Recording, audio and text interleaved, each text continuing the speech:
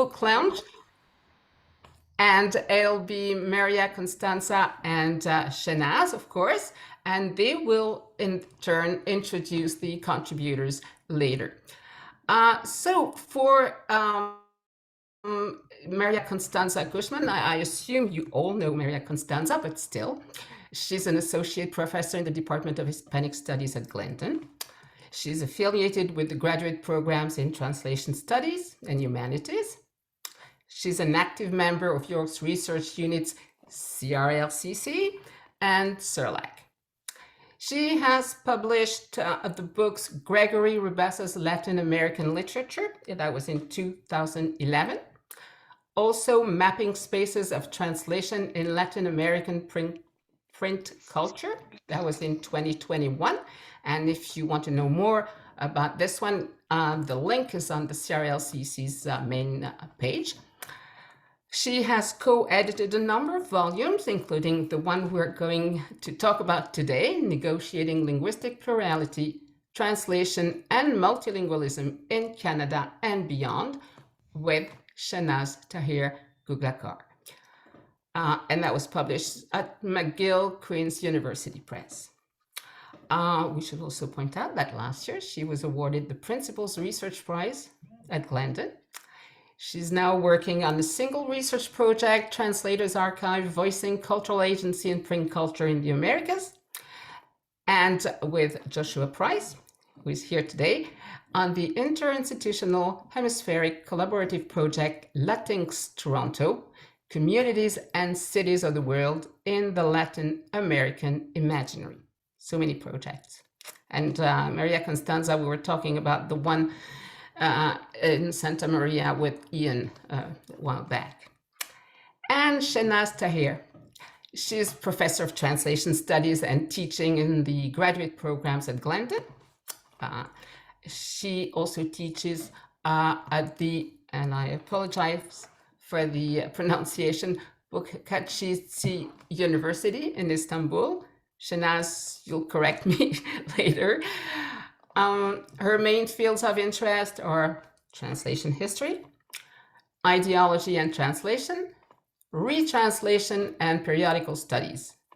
And in addition to 3 books published in Turkish, she's also the author of Politics and Poetics of Translation in Turkey, published in 2008, and co-editor of 3 books, other than this one, Tradition, Tension, and Translation in Turkey, 2015, Perspectives on Retranslation, Ideology, Paratext, and Methods, that was in 2019, and Studies from a Retranslation Culture, the Turkish Context, that was in 2020. And she also edited and co-edited various special issues of international journals.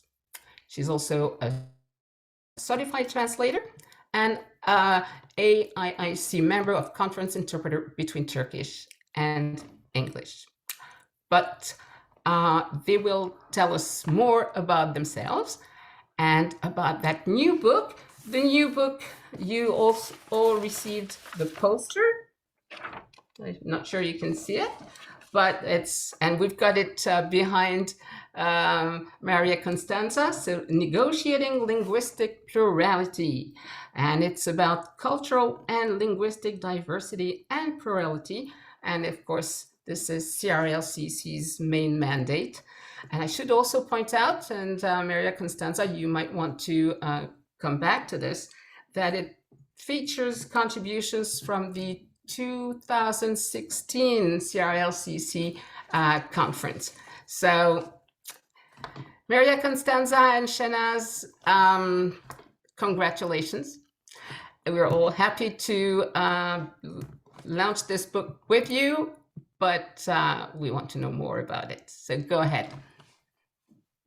Thank you so much, Sylvie, for thinking of this celebration of year-long projects. It requires so much attention, so many hours of work, and so much thinking and communicating via an email and so on. And so it's so wonderful to be able to come together to mark through a ritual to mark the completion of a project. And of course, we would have loved to see everybody at Glendon, but I guess we're going slowly into We have that to. transition whenever it happens. So, Sylvie, thank you so much. And I should, before we talk about the book, Sehnaz and I, we thought that it was so important to talk a little bit about the genealogy of the project. And one of the reasons to do it is to mention the central role of the CRLCC and of ORUs and research units for our ability to come together and to exchange ideas and to develop intellectually and to challenge each other and to then be able to see projects materialize in the form of, grant applications, publications, and so on. And so I think this project is particularly beautiful, I think, in its genealogy, in part because there were so many conversations. It cooked slowly, and I would say that it started very several years ago, even before the graduate conference, the CRLCC conference, when we came together around ideas, common ideas and affinities with colleagues such as Elena, Basile, who's here with us, and others. And we organized workshops and sessions, and different people at different times organized, brought us together in different ways through research seminars. And some of the seminars were kind of more closed doors, more workshop type, writing and thinking together. And some of them were actually conference panels that we organized through the years. And some of the ones that we organized, I think, and we came together and we continue to elaborate on these ideas, were some. I'll just mention two very significant ones. One was a panel we organized in IATIS, co-organized in the International Association of Translation Studies in Brazil. And another one, memorable, really unforgettable, was a conference that Sehnaz organized at Boğaziçi University in Istanbul, and which the CRLCC helped sponsor. And those moments were really allowed us to both get to know each other's work, but also to allow each other's work to have an impact and have an effect and raise questions on our own. So finally, the central event that really led to this publication was the CRLCC conference, as Sylvie was mentioning. At the time, I was directing the Center for Research on Language and Cultural Contact, and we thought that it was a time, after several years of the center, it was a good time to bring together scholars from different countries around the three clusters or main themes of the center, which were translation, language contact, and language planning and language ecologies. And so we organized a conference around the three streams, one keynote for each, and various active members, including Ian Martin, who's here, organized specific events or activities around each one of the themes. And one very important one, for example, was Ian's um, a session on the Glendon Declaration of Indigenous Languages. And as a result of the program of that conference, we were approached by McGill Queen's University Press editor Mark Abley to propose volumes, because they had seen the description of our conference and the program, and they found that the program was organized and articulated around themes that were important for the conversations taking place, scholarly conversations taking place in Canada today. And I would like to emphasize the role of Mark Abley, because he retired during COVID, but he was one of the most extraordinary editors we have worked with. Really, truly wise. He's the example of an editor that really accompanies a project from the very idea. It was before we didn't have the papers in the form that they exist at the end. We just had the idea, and he said, let's do something around the question of linguistic plurality that you are working on, several of you are working on. And then he suggested throughout the way of the composing and working on this volume, ways to bring our themes, some of which were very disparate because of our different, backgrounds and also theoretical framings. He suggested a number of ways in which we should work on connecting the papers from the start. And he said it was very important not to do it artificially, just by keywords, that we really had to try to incorporate some larger questions. And when we submitted the first proposal, he liked it. And he said, and I will go forward with you with this book if you have an in-person workshop. I want you to workshop your papers together. And so I think it was in April of 2018 that we had a workshop, a day-long workshop at Glendon that the CRLCC supported also and sponsored. And we really, and I remember we were really listening to each other's work, and some of the papers got radically transformed as a result of that coming together to kind of test our ideas and see how people were approaching questions of language and linguistic plurality from a critical perspective. So I thought I would tell you a little bit of this story, because it really speaks of the importance of good editorial practice and how writing and publishing are really a collective undertaking. They could not happen together. So they did. Mark Abley came with that invitation for 2 volumes. I believe Ian and is collectively also working on a separate volume that we probably will be launching in the future. So this is the result of that wonderful process of conversation and going back to our own writing individually and sharing it again and so on and so forth. So now I would like to, if it's possible, Sylvie, maybe to share the screen. Sandra, je pense que c'est possible. Yes, oui. Yeah, okay, good.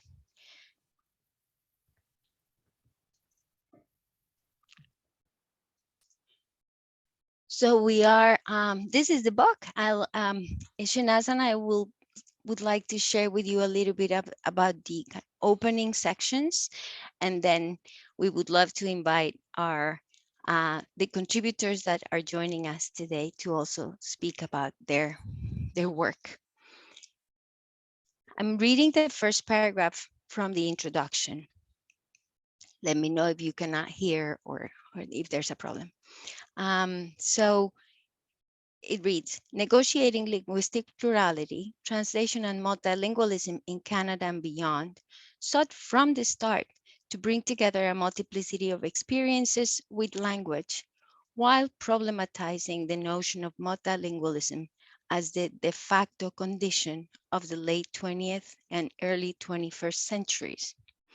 Even though cultural and linguistic plurality are commonly seen as marks of our time, mobilized in the late 20th century, in particular, as linked to discourses of citizenship and cosmopolitanism emerging in the context of economic globalization, it is well established, specifically when referring to the dyad monolingualism, multilingualism, that it was precisely monolingualism rather than the multilingual experience that emerged relatively recently in history. I will now invite Sehnaz to share a bit of another section of the introduction. Yes, good morning, everyone. To everyone who was able to join us from near and far. It's a pleasure to be here. I would like to thank CRLCC and Sylvie for this wonderful event, and just briefly say how proud I am to be a part of this project. I have been involved since 2015 with some of the stages that Maria Constanza mentioned. She is actually what I would call the mother of the project, and she was kind enough to let me work with her throughout the editing process, which was definitely a learning process and a big pleasure with working with such a friendly co-editor. So I'm going to read a little bit about the theme and the themes and the concepts that you will see circulating in this book. I'm reading from our page 6, the first paragraph. Thematically, the relationship between translation and linguistic plurality in this volume is explored mainly with a focus on the lived, social, and institutional aspects of linguistic plurality, including language policy and planning, language and transformative justice, minority and minoritized languages, translation zones and plurilingual territories, and language heritage, rights, and nation building. Rather than clear-cut definitions and demarcations, we have turned our attention to small bits of experience and minoritized practices, given that they have been less documented, and also that they help reveal gaps and blind spots within large narratives about language. In focusing on negotiations around linguistic plurality, we have also been interested in ways in which language and discourse about language are mobilized as strategies towards specific ends, including, though not exclusively, nationalistic ones. This volume is by no means the only collection of essays on multilingualism from a comparative global perspective. The sketches of multilingual experience we feature cover particular conceptual and practical areas. As far as praxis, we see linguistic plurality negotiated in institutional contexts and also in writing, in public space, and in the streets. Conceptually, the chapters in this volume view these experiences through various lenses. We are lucky enough to have some of our authors with us who will offer their perspectives on all of these various lenses. And they have successfully tackled linguistic plurality very critically from various perspectives. And our first speaker will be Susan Ingram, who is professor in the Department of Humanities at York University, where she coordinates the Graduate Diploma for Comparative Literature.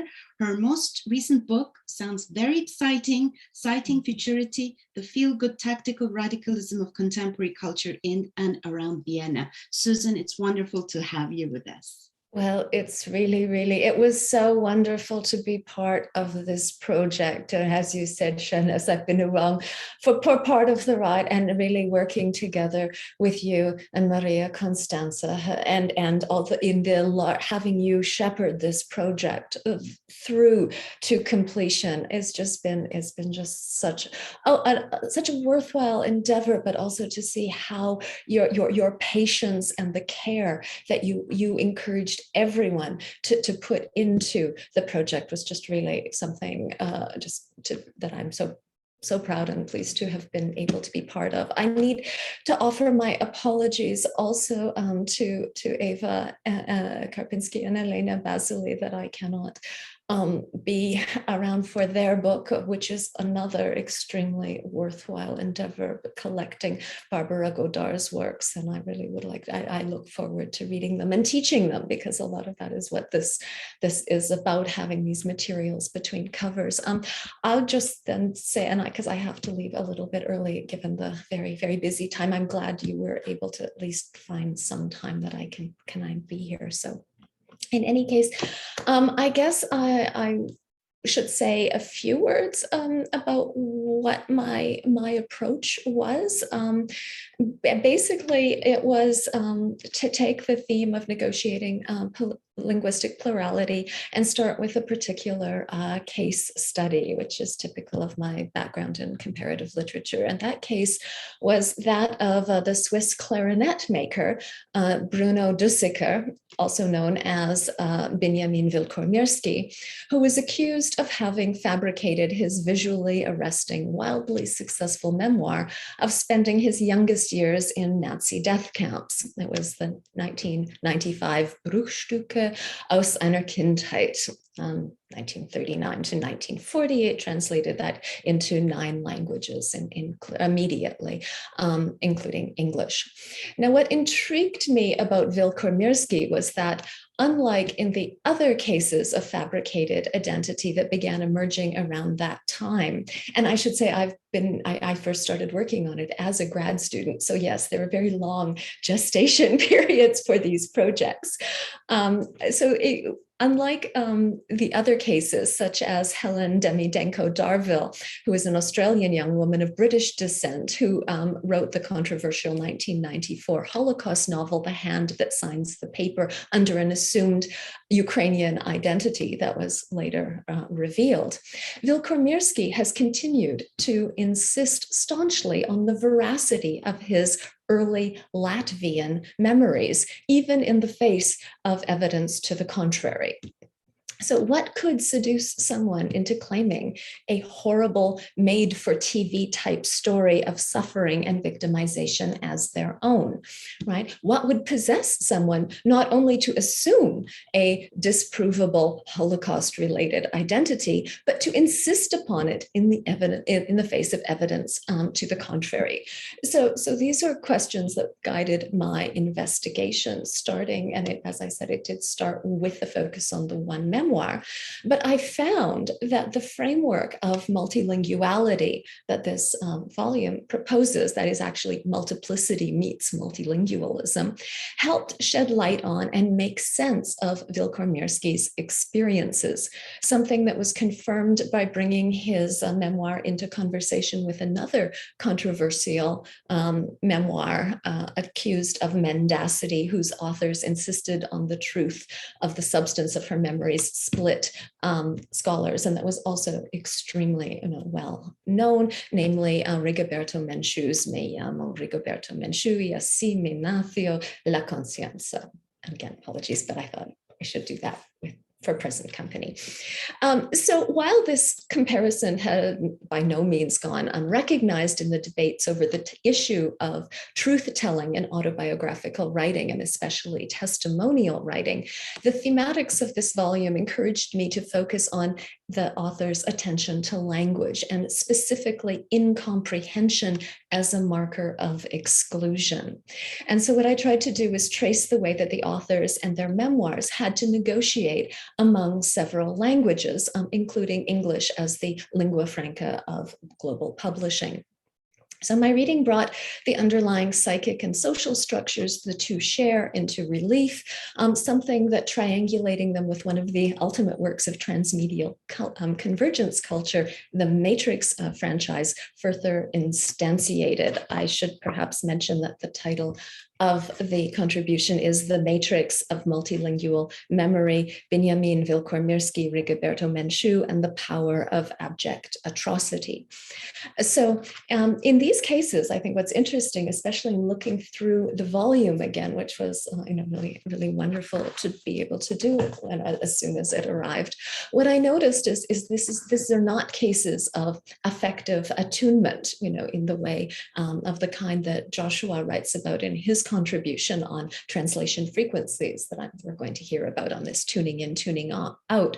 On the contrary, what the memoirs I analyze confront us with is the power and appeal of atrocity fiction, something that is sadly not too dissimilar to what we've seen in the news headlines and, continue to see in the news headlines, and how I wish that were not the case, but understanding them trying to do something is precisely what my contribution was about. So that's what, I really do think we were asked to address a few questions, and I'd just like to end with this. What I really do want to underscore, I think the contribution of this volume is really the range of approaches that María, Constanza, and Sehnaz were able to bring together in this very, very coherent dialogical way.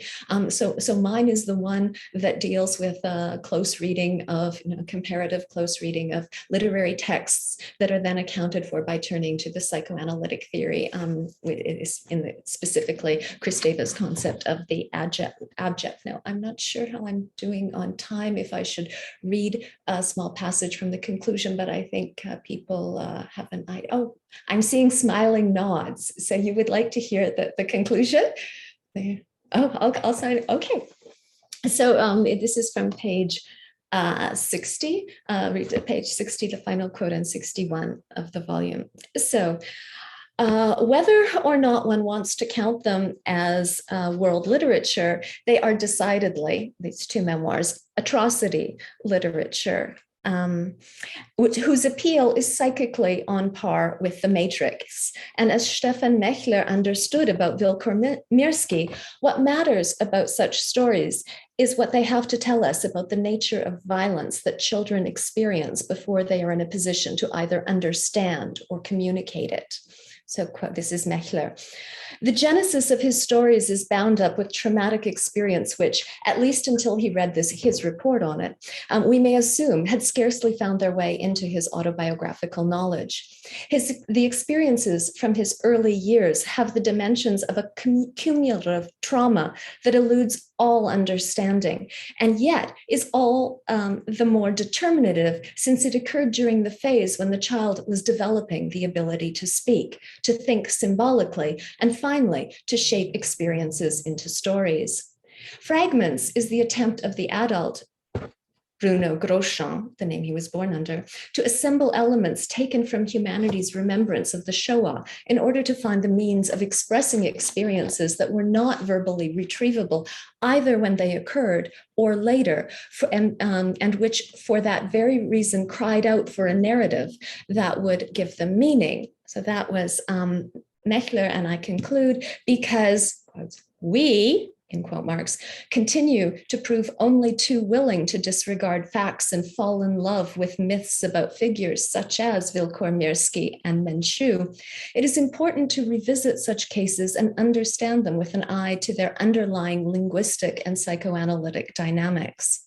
As has been demonstrated here, not only do these cases reveal important truths about child survivors, but they also confront us with the seductive appeal of atrocity that is triggered when alterity is experienced as a threat. What this serves to establish is that the fundamental underlying problem, and therefore also a potential solution, lies in understanding and being able to situate and accept one's own incomplete and imperfect relationship to language, languages, something that multilinguality brings to the fore, and then to others, because the two are intricately bound. So, thank you.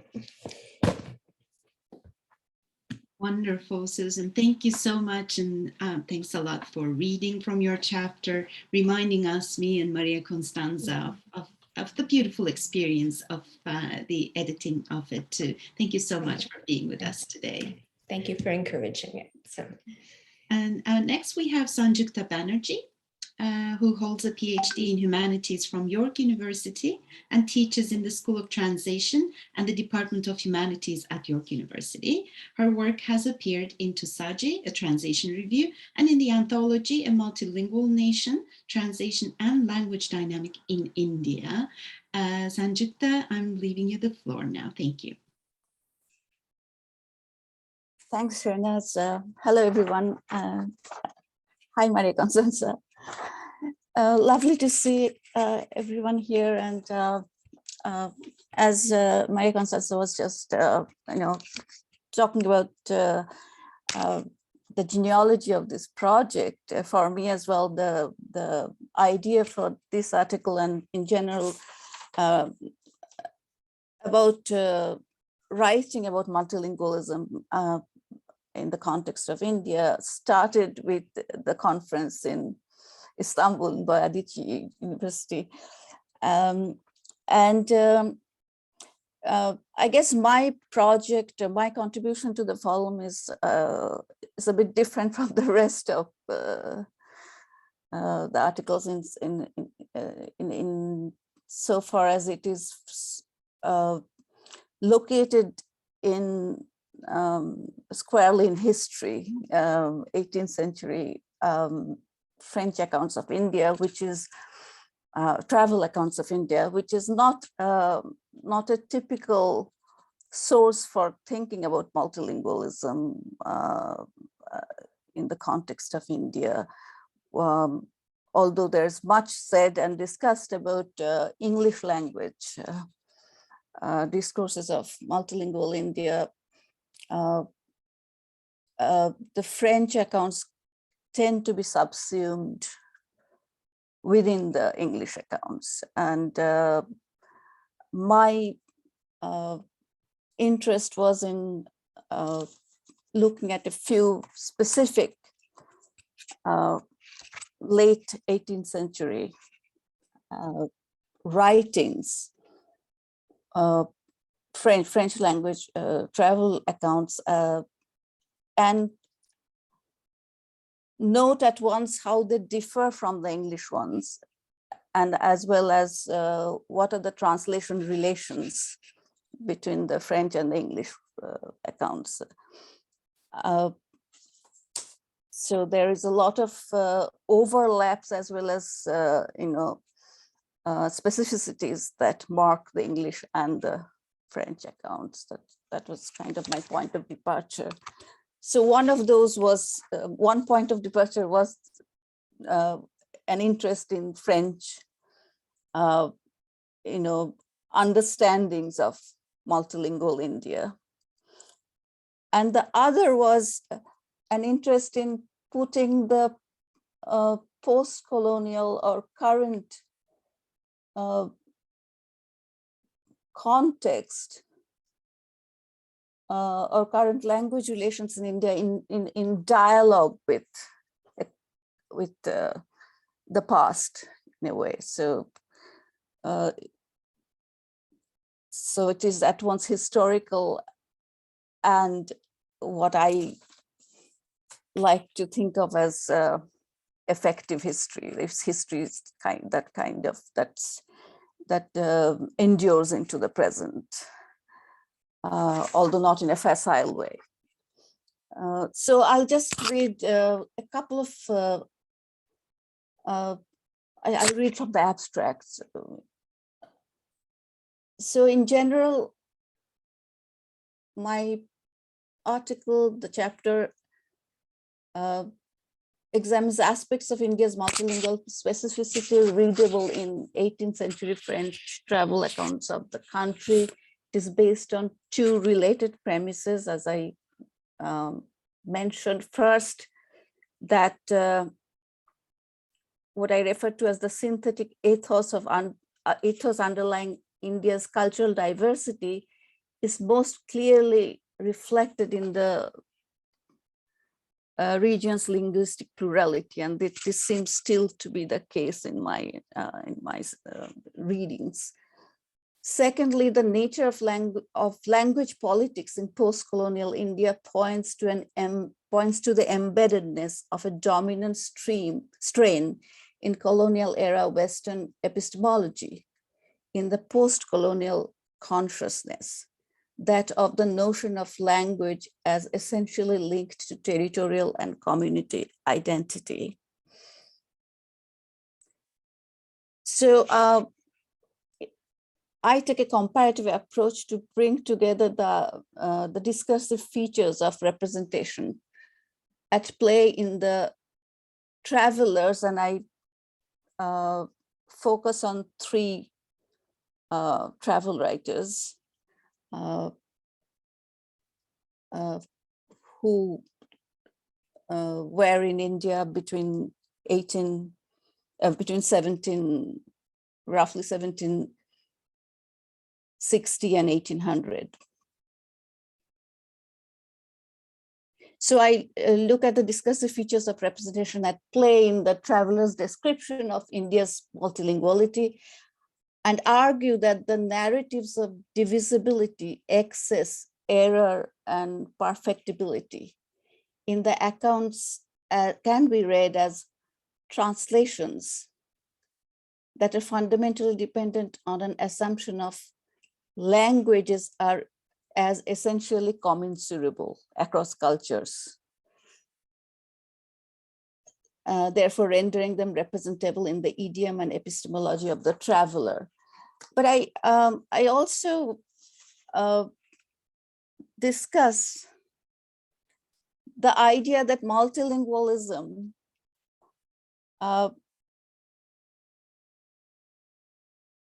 is in fact to be seen, based on my readings, as ubiquitous rather than specific to the Indian context.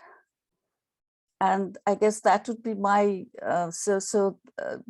language as heterogeneous in its inception, is something that I have worked with in this research, and which is kind of emerged as quite central to my general research into the travel accounts of India that I have looked at. I'll stop there. Thanks. Thank you very much, Sanjukta. Indeed, your contribution really adds a unique, both a sort of non-European and a wonderful historical perspective to the issue of linguistic plurality. So thank you very much. We now have Joshua Price, who is professor of sociolegal studies and criminology at X University, formerly Ryerson. His writing on translation has been published in Target, Perspectives, TTR, and Mutatis Mutandis.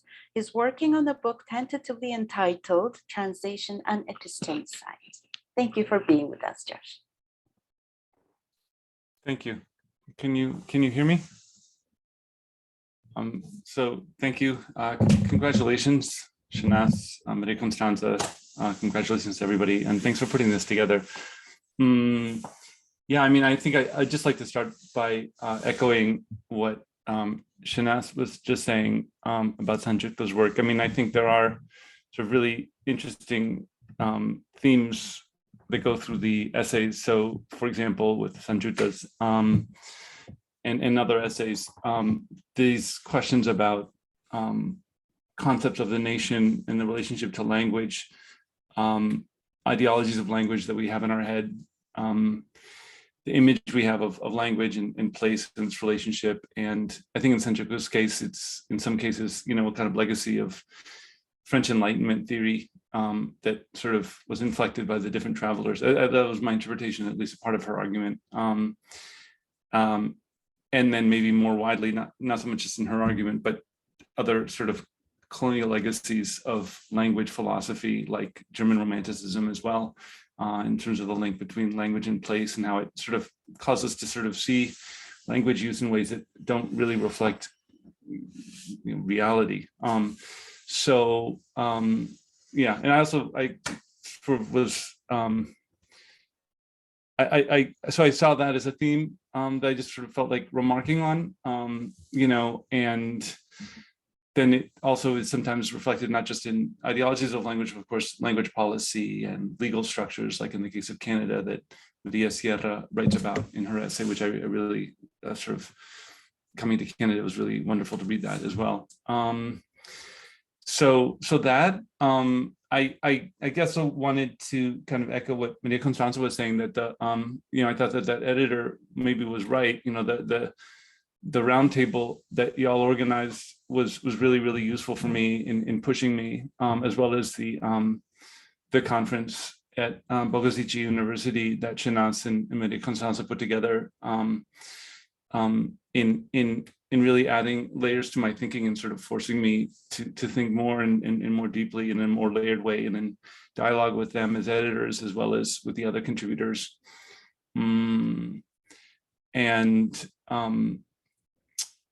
Yeah, I think that I remember, I think it was Sehnaz who said, translation doesn't have to be the hinge for your article. And so that also forced me to kind of think about language in use and linguistic plurality, using the idiom of translation both as a literal descriptor as well as metaphorically, but also maybe beyond that as well.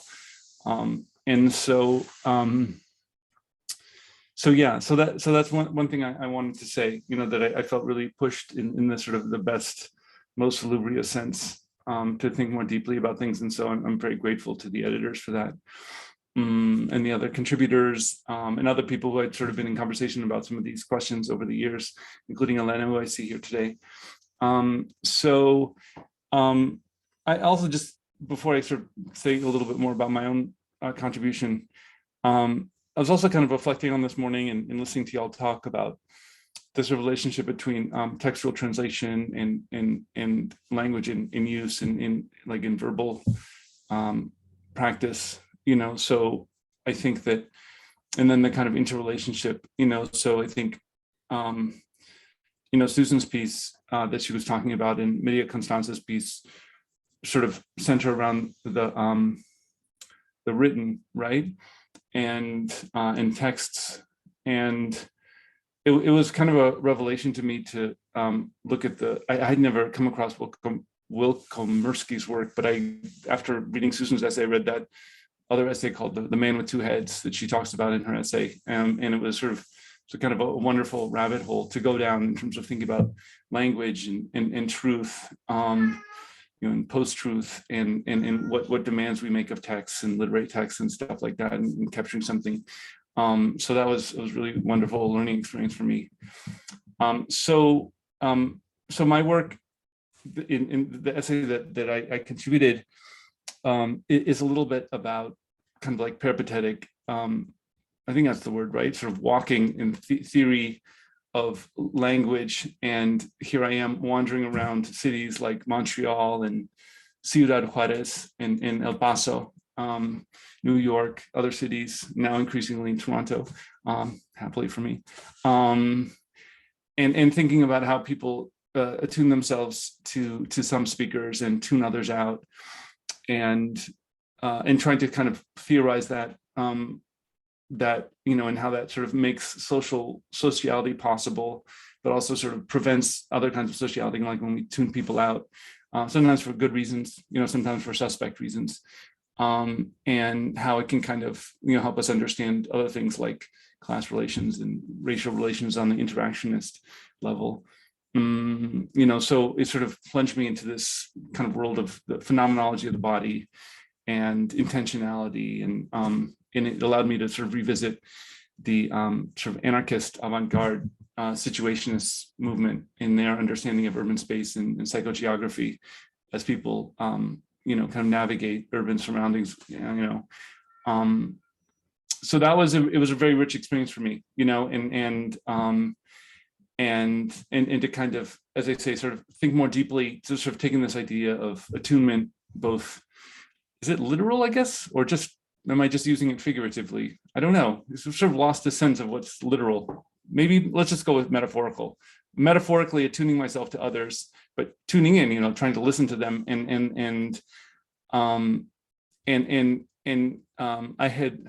sort of come across this idea of affective attunement from child psychology, and Brian Masumi takes this up and thinks about differential attunement and stuff, and how we can all be in the same event, and we're all focused on the event, like this event, let's say, but we're tuned in different ways, and we're experiencing it differently as we process it cognitively and even corporeally, and trying to think about that in the context of real life examples as I wandered around, sometimes in a very focused way, sometimes just incidents from my life. So I guess I'd say that about my contribution. And then I'll just, end on this kind of note of gratitude again, to the editors and to all of you for being in conversation these years, and I look forward to ongoing conversation. Thank you. Thank you so much, Josh. To the potential readers, Josh's article is, I think, all of our articles are wonderful, but Josh's really has a special place for me, because it was in a way a very strong eye-opener into the bodily lived experience of both translation and language. And I think it's what you would call a serendipitous moment in translation studies, that the issue of affect and those bodily responses to translation are also being tackled now, recent 2 volumes by Kaisa Koskinen and Severin Hübschen, I believe. So it's just wonderful to see new things coming to life in such different theoretical strands, and enriching the field of both language and translation and literature. So thank you very much for that, Josh. So the last live speaker we have today is María Constanza Guzmán, who needs no introduction, of course, at this stage. Thank you, María. Thank you, Sehnaz. I should say, before I tell you a little bit about my piece, that one of the eh, aspects in which my work and my way of thinking of translation has been transformed through this process, the editorial process and the conversation process that I was telling you about initially, is the fact that I realized something very basic, which is in translation, we're always talking about linguistic plurality, but we don't always foreground that fact. And so being in conversation with all the contributors and the guests also that are accompanying us today, and seeing the pieces together and seeing the peer review responses has allowed me to be able to, helped me really dig into the arguments that I was working on for several years and be able to distill and to foreground the question of linguistic plurality in those contexts. And that helped me, actually led me to look at language and community and language and territory in an entirely new way. So my piece is entitled Translating in the Caribbean, in Caribbean Periodicals, Negotiating Multilingualism in Print Culture. I've been looking at intellectual history, print culture, and translation in that context. And I'm going to read the two epigraphs that open the piece. The first one is by Edouard Glissant. What is multilingualism? It is not only the ability to speak several languages, which is often not the case in our region, where we sometimes cannot even speak our oppressed mother tongue. Multilingualism is the passionate desire to accept and understand our neighbor's language and to confront the massive leveling force of language continuously imposed by the West with a multiplicity of languages and their mutual comprehension. The second epigraph is by George Lamming. There is a geography of imagination which imposes it on the Caribbean artist, a unique location in space and time. So I have worked on translation and intellectual history, looking at them through and superimposed on the colonial matrix of power, and trying to look at language and linguistic negotiations in that context. So I'll read a bit of my assumption. Linguistic heterogeneity and fluidity are in tension with and often overdetermined by fixed national and regional cartographies.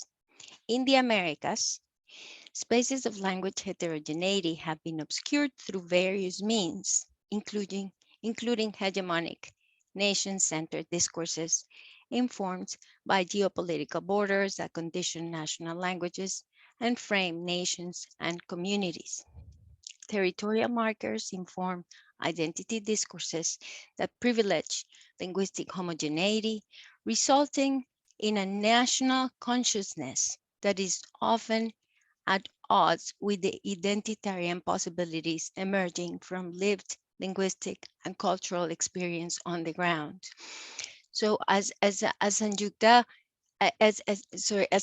demonstrated also in her description of the approaches to language in the volume and her own, this question of heterogeneity is at the center of our argument, and of a particular kind of heterogeneity that sometimes is actually in tension with concepts of multilingualism, which we read about at the beginning with Sehnaz, which is the kind of constructed nation-built forms of language relations, and we have privileged the lived linguistic and cultural experience on the ground. That's one of the elements that we try to have as a common thread in our piece. And so I looked specifically at the context of the Caribbean, taking the Caribbean as one of the most, if not the most, multilingual spaces in the hemisphere. And I looked at translation as a central aspect of intellectual life. And that at the same time, this is what has intrigued me the most about looking at the Caribbean, is that as Hélène Buzyn and others have remarked, translation's importance is often overlooked in studies about the region. And I quote, whether it's the promotion of creative works or the circulation of knowledge, the development of a pan-Caribbean cultural identity is to a large extent dependent on a practice that is often excluded from theoretical debates, that is translation. However, as many critics, including Benítez Rojo and also Pérez Firmat have affirmed, translation may very well be the exact term, the concept to describe the complex condition of the Caribbean identity.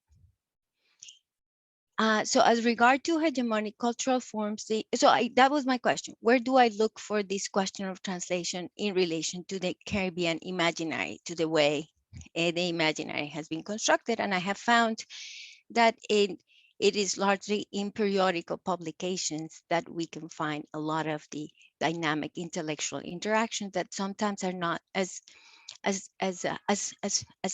collective and as rapidly traveling as books may be. So I'm speaking, of course, of print culture. And so as regards to hegemonic cultural forms, the intellectual borders of the Caribbean are established by linguistic ones based on an image of the region that is mapped upon colonial cartographies and as such reproduces them. So again, as Guzmán describes it, the Caribbean, once an archipelago, constantly linked by a system of communication from the continent to the islands of the north, from the islands to the continent in the south, was, and I use Guzmán's term, balkanized. And so there are certain specific mappings that were traced around that. The relations, intellectual relations were also, some were enabled and privileged, and some were to a large extent blocked as a result of these colonial mappings. So as Saint-Loubert, who's a scholar who works on specifically about periodicals, she says, to this day, when it comes to the circulation of literature, and more particularly of its own homegrown literary culture, the Caribbean presents a complex web of neocolonial heritage and relative publishing independence. So that's what was compelling for me about looking at print culture, is these tensions, this dialectic of emancipatory practice, translation as emancipatory practice, and also a reenactment of colonial relations. So this is a bit of the framing, and just to tell you that I look at the cases of 3 magazines that are the Martinique Anthropique, the Barbadian BIM, and the Cuban Casa de las Americas. And I tried to discuss this question of how linguistic plurality is negotiated in those spaces specifically, and how translation and lack thereof reveals the impact of the colonial mappings onto intellectual relations. That's what I would like to tell you about the piece, and I invite you to read all the pieces, of course. Thank you so much, Maria Constanza. Indeed, your work on periodicals and the travel of ideas across the Caribbean is really fascinating, and I think it can definitely be used as a source of inspiration for other authors like me who research the role of periodicals in the exchange of ideas and the import of new concepts to cultures. So thank you very much. I'm not sure how we're doing in terms of time. I believe we have 15 minutes. A bit more, a little bit more. Okay, perfect. We can open the floor to questions, and I'll let my colleagues please either put your question in the chat or put your hand up, but I'm sure there will be a lot. And thank you very, very, very much. It's too bad we don't have the book with us. we were hoping to have this event in person so that everybody could follow with the book and go, get the book in the same room. And but you will let us know how to get the book. I understand it'll be available at the bookstore at Glendon soon. So that's, but thank you to Sehnaz, María, Constanza, and the contributors. And I'm sure everybody wants to hear more. So I open the floor to questions. Before we continue with the questions, maybe we can just mention the other authors who could not be with us. Sure. I know we don't have the time to go into the actual content, and it's not up to us, of course, to speak on their behalf. But we had Deborah Folleron, who wrote a wonderful article. It's actually the opening chapter, Translation as Epistemic Leverage over Multilingual Romani Borders, where she takes up the Romani communities and language in a Romani context. We have Maria Sierra Cordova Serrano, who was actually going to be with us, but due to a last-minute health problem with her daughter, she missed it. She wrote this wonderful chapter about multilingualism management in Canada through the prism of translation policies, where she's very, very critical of the current policies in Canada. And then we had Martin Sayre-Hicks' article, The Hidden Symbol, the Institutional Discourse of Linguistic Duality in Canada and the Evolving Spirit of the Official Languages Act, where he actually studies the symbol for bilingualism from sort of an interesting image perspective. Again, he could not be with us today. And the final part would be, the final chapter was by Mark Fittis, a unique contribution, a very strong one, titled Languages in Concert, Linguistic Plurality on Indigenous Land. And we actually wanted to end with a small reading from his chapter. If you don't mind, just a couple of minutes, Maria Constanza, if you're ready to read that, I think that would be a very nice way of wrapping up our introduction. Thank you. Sure.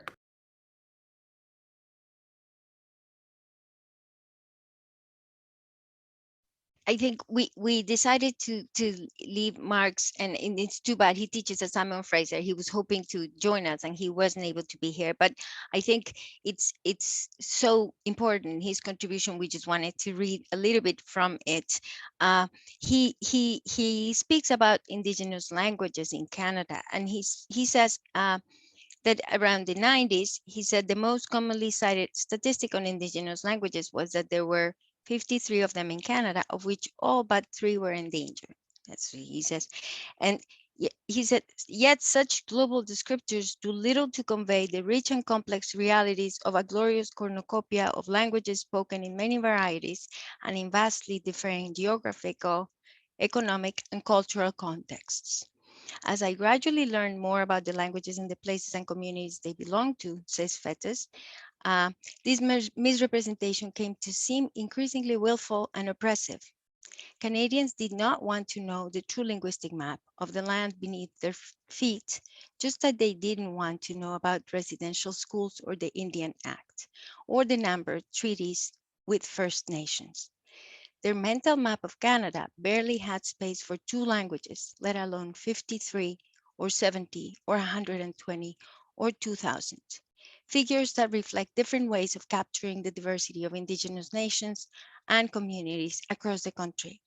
And so he signals to saying today perhaps this is starting to change, and he refers to the report of the Truth and Reconciliation Commission. So I think that we would like to refer you to this piece that is so important for present Canadian history, to look at it in light also and through the lens of all these other pieces and in that context. In closing, what he speaks about a particular form of internationalism that I would like to mention. He says what this means, and he draws on Leanne Betamosake Simpson.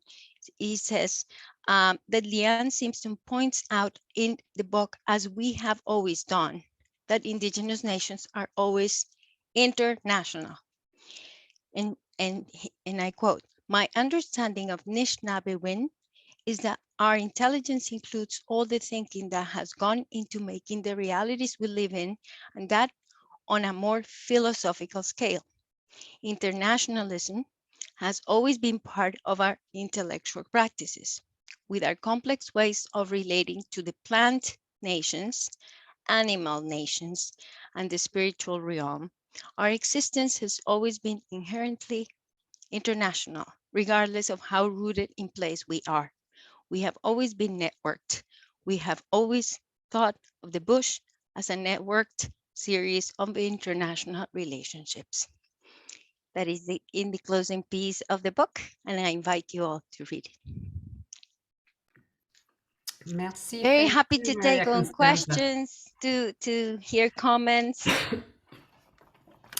So I'm looking at hands. If I miss one, so you can use the chat or put your hand up. It can be for Sehnaz, Maria Constanza, or any of the contributors. And thank you, Maria Constanza, for reading that last chapter. It was really, really relevant. Thank you. Anyone? Yes, Ian. Well, I think I'm in the same mind frame as Josh is, and that is that the many, many layers that each chapter brings forward suggests that I should run out and buy this book immediately, or I should ask MQUP to give me a free copy instead of what they were otherwise going to give me. And I'll ask it as a true payment for the work that I've done on the other book, which may or may not appear this year. Mark's last statement suggests that sanity on linguistic plurality increases the further away you are from commitment to a nation state. That as soon as you get commitment to a nation state, and this isn't just Western, look at Hindutva in India, look at what's happening to all dialects and minority languages in China, and you notice that this is a universal principle of nation states, that they prefer monolingualism. And even Europe, with its wonderful practice of granting certain rights to minority languages, they don't include languages of anyone who is not ethnically from Europe. So all the immigrant languages, all the refugee languages, all the true plurilingualism that you see in the, for example, banlieue de Paris, they don't count. They don't have any rights. So there's a very strong distinction between who gets rights and who doesn't. And it's a paradox, isn't it, that rights usually are granted by nation states. And it's a tremendous uphill battle, as Mark and you and I and Josh and everybody else knows, tremendous uphill struggle to get a monolingual state to grant rights to minority languages. So my question has to do with something that's really bothered me, and it was mentioned by Susan Ingram, and that is the war in Ukraine. Russia's destructive, genocidal attack against Ukraine. In my language policy course, I actually have a 3-week simulation on Ukraine's language policy, the history of Ukraine's language policy. And my contention is that the war could have been solved. In fact, we wouldn't have had a war if certain individuals and certain states had negotiated linguistic plurality. I don't think that this excuses Russia from invading Ukraine, but the fact is that for many years, calls for recognition of linguistic plurality in Ukraine were met by rejection by the national government. And it's interesting that one aspect of linguistic plurality one problematic aspect of linguistic plurality is when you have languages which are so close to each other as Ukrainian and Russian are, that they almost could be taken as dialects of each other rather than completely distinct language. You could say that the image that many Russians have of Ukrainian is that it doesn't deserve to have its own independent language name. It's just a dialect of Russian. And I'm sure most Ukrainians would say, no, ours is a distinct language. And if you want, Russian should be a dialect of Ukrainian because the term Rus originated in Kiev rather than in Moscow, et cetera, et cetera. So you have this, competing ideologies of whether or not we're dealing with two languages or a linguistic continuum, and where do you draw the border and all of that. So I'd like to ask for a comment from you on the problem of levels.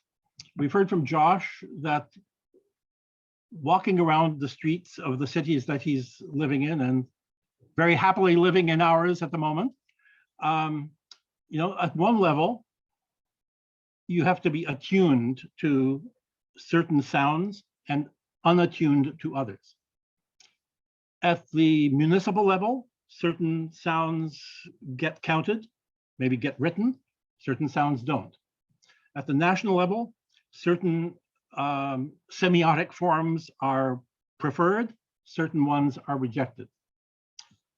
When borders are drawn, the question of semiosis on either side of the border gets created. And in fact, as you probably know, in the Russia-Ukraine contact zone, there is a third language, Syriac, which has many features of both languages and might actually be legitimately called a language in between Russian and Ukrainian. How do we, let's talk about international architecture of rights. How do we extend language rights so that they are humanistically attuned to the variety of languages that are practiced on the ground? And are we looking at a justification for the dismantling of the nation state as a human concept? Maybe it's just time to say that the whole nation state idea of the last 500 or 600 years, largely born of colonialism, it's served its purpose. It was a very destructive purpose. And it's time to look at, let's say, more local, more anarchic, more human at the face-to-face level, at the sort of Josh's peripatetic level, as being where we are going to find humanity. Because as I started by saying, it seems that the further away from the street you get, the more destruction you're creating. Merci, thank you, Ian. Who would like to try? It was a question, Ian, eh? So who would like to try and comment or answer part of Ian's question in a few minutes, if it's possible? I don't want to answer. To me, these are not questions that can be answered, let alone in a few minutes, in a few years. But I do see them as invitations of really considering the possibilities of things that may seem unimaginable in certain countries or in certain cultures today. But perhaps that's also the way that we are all headed, because these are conversations that are being had everywhere in the world. Perhaps not at the government level, but definitely at the level of the citizens. And these are the lived realities of many people around the world. So even when government policies dictate otherwise, languages live and they change, and for better or for worse. And I think that this is a process that continues.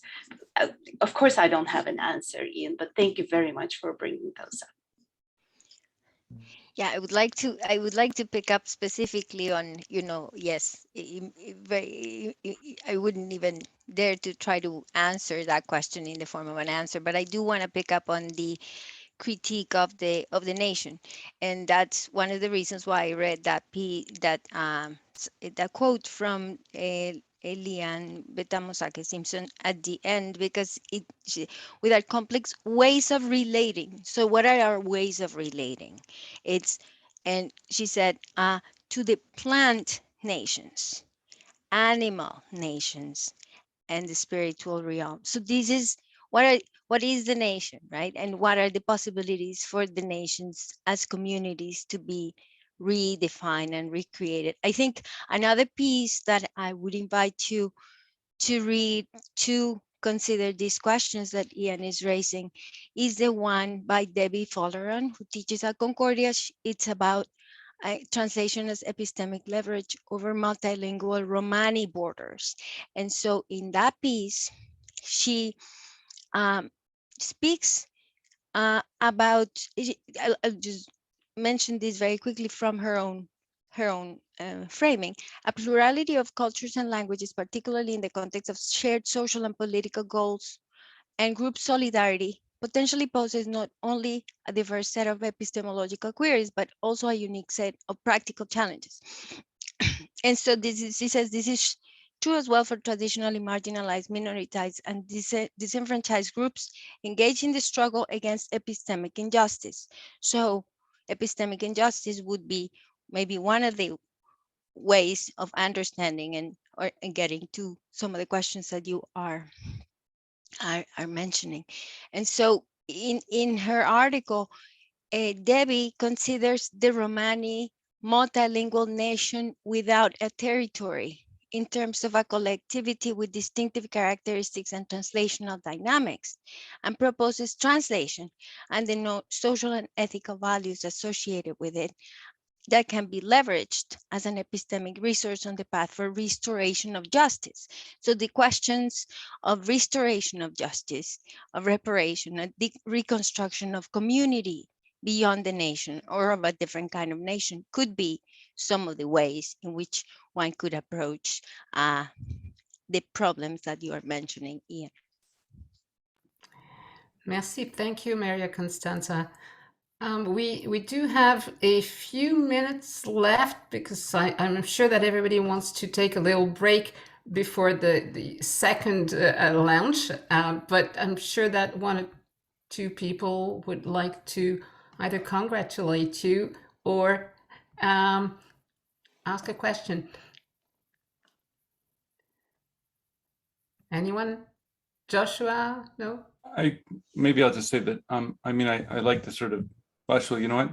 I'll defer to Aurelia. I was going to respond also to this question that Ian was raising, but I'd actually rather hear other people speak than speak myself.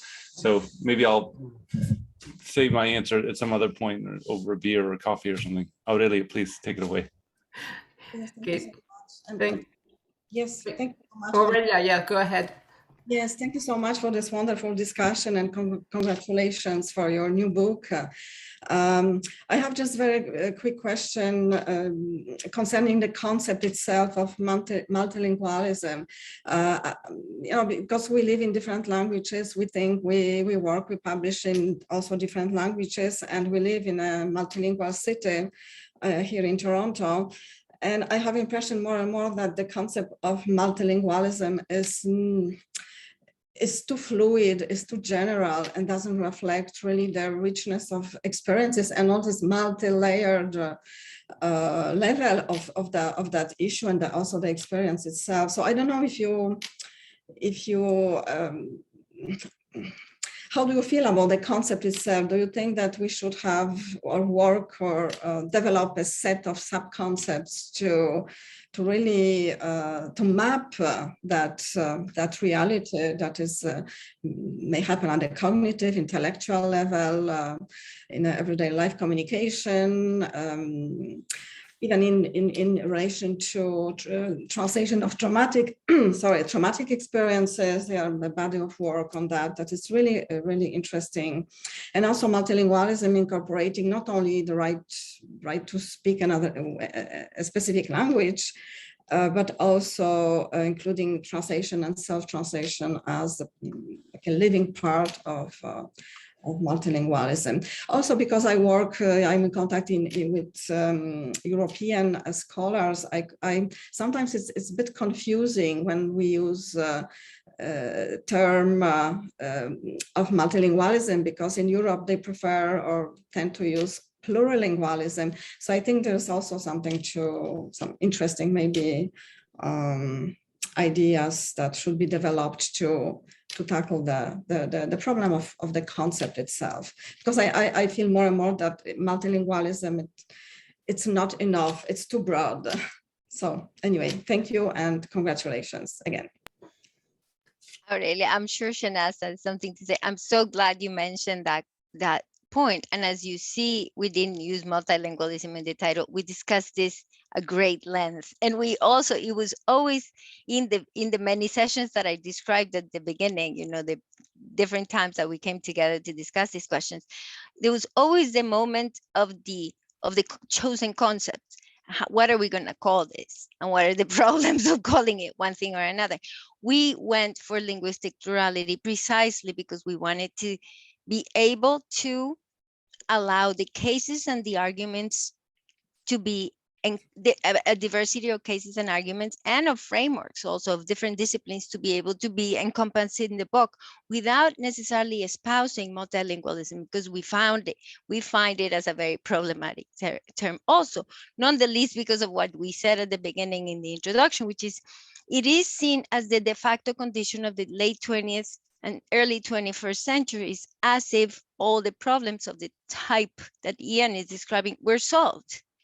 The promise of multilingualism and the promise of the society, the multilingual society realized. So we want it's in a similar problem to translation being the promise of social harmony and equal relations. Multilingualism has a bit of that problem as well. So yes, we encountered that. I don't know if Sehnaz, you want to add to that. Yeah, I would definitely echo what Maria Constanza said. From the start, the concept of linguistic plurality, multilingualism, and even something like multilinguality has come up in our discussions.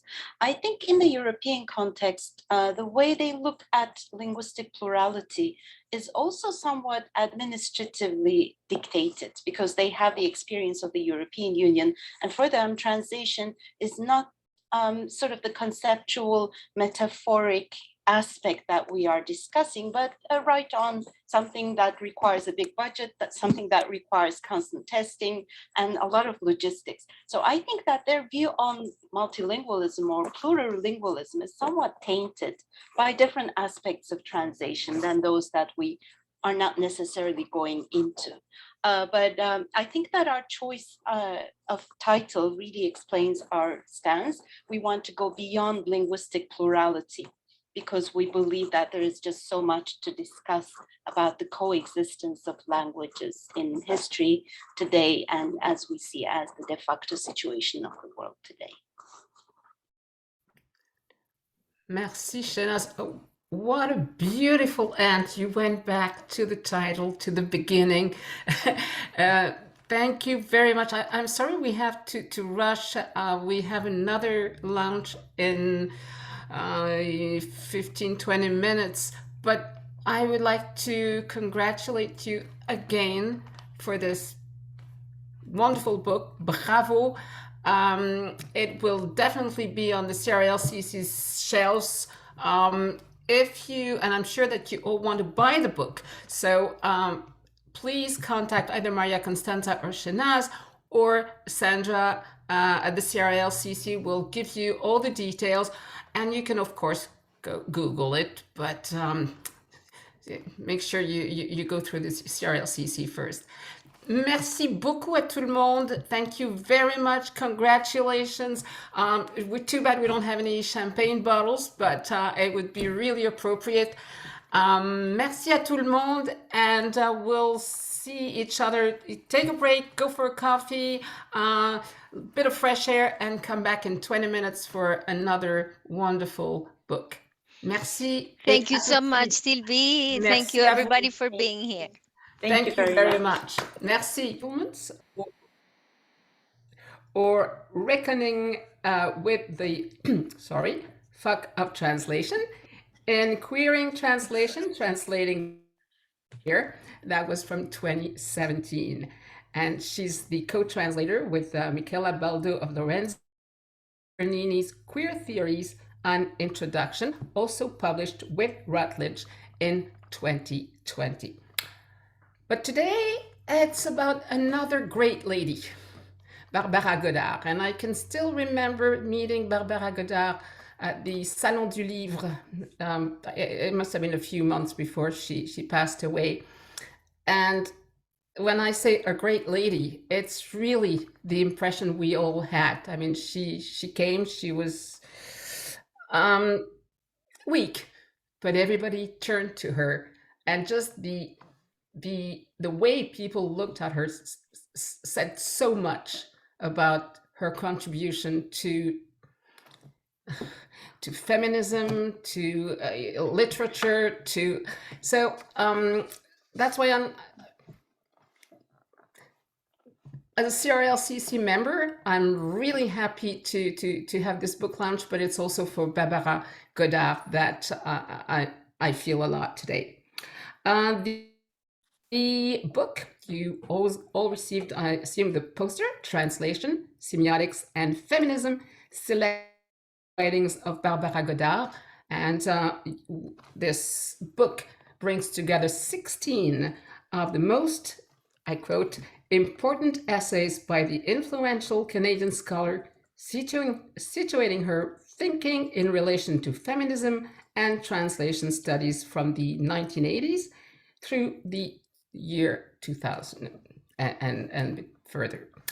Donc voilà, merci à Elena et à Eva, et surtout congratulations. So the book came out not too long ago. Have you had the chance to share anything about the book yet? Okay, so I was just wondering, is that the first time you get the chance to share it? Yeah, that's absolutely the first event. We haven't had a chance to do anything. The book came out during the pandemic, so you know, this is the launch, the real launch. Yeah. And I have to say, I did have the chance to share a chapter with my students in a cancer biopower class that I teach at Glendon, and actually in the Women's Studies School of Women's program. And it was the first time my students were introduced to Barbara's, and they took it very well. They actually really enjoyed one of the chapters. So it's good to kind of see it already in action. Okay, well, and we've both probably taught parts of the book already earlier. There are chapters such as the moving intimacy of language. We've written about it in some of our other publications, but it just brings all those texts together. So yeah, but as a book, as whatever, Barbara's monograph, this is the first, you know, kind of like, as Susan was talking earlier in the previous launch about long gestation periods for those projects. This is now, the baby is delivered in this particular one. You took it out of my mouth. That's exactly what I was about to say. I was about to say, yeah, the baby's here. Let's celebrate the birth of this book. Yeah. Thank you. And thank you to Susan for the image too. So I will let you talk about this book, about the gestation, about Barbara Godard. And of course, to everyone, there will be time for questions at the end. So Elena and Eva, the floor is all yours. Thank you so much, Sylvie. Thank you also for organizing that event and for all the work behind the scenes, preparing a beautiful poster for us. And thank you to the Center for Research on Language and Culture Contact. There couldn't be a better home to launch this book. So we celebrate also the achievements of the center. I also want to welcome everyone. I just scroll down the participants and I won't single you out, but I'm so happy to see so many friends of Barbara's and our friends as well. Well, I also need to mention Routledge and some of our editors from Routledge. You will not know them, but in particular, a new series that Routledge launched in its prolific publications on translation is called Key Thinkers on Translation. And we were very lucky. After trying to imagine where to place this book, we were considering some European publishers because Barbara was much more quoted and perhaps welcome outside of Canada also. I mean, I don't mean it in any negative way, but her work connects very well with the work done by colleagues, in Europe, but also in the Americas, the Southern Hemisphere, for instance. So this series managing to get interest in that anthology of Barbara's texts and finding this particular context. Perfect, thank you. Translation Semiotics, you can see the book, how it came out. And Barbara here looking at us from this famous picture.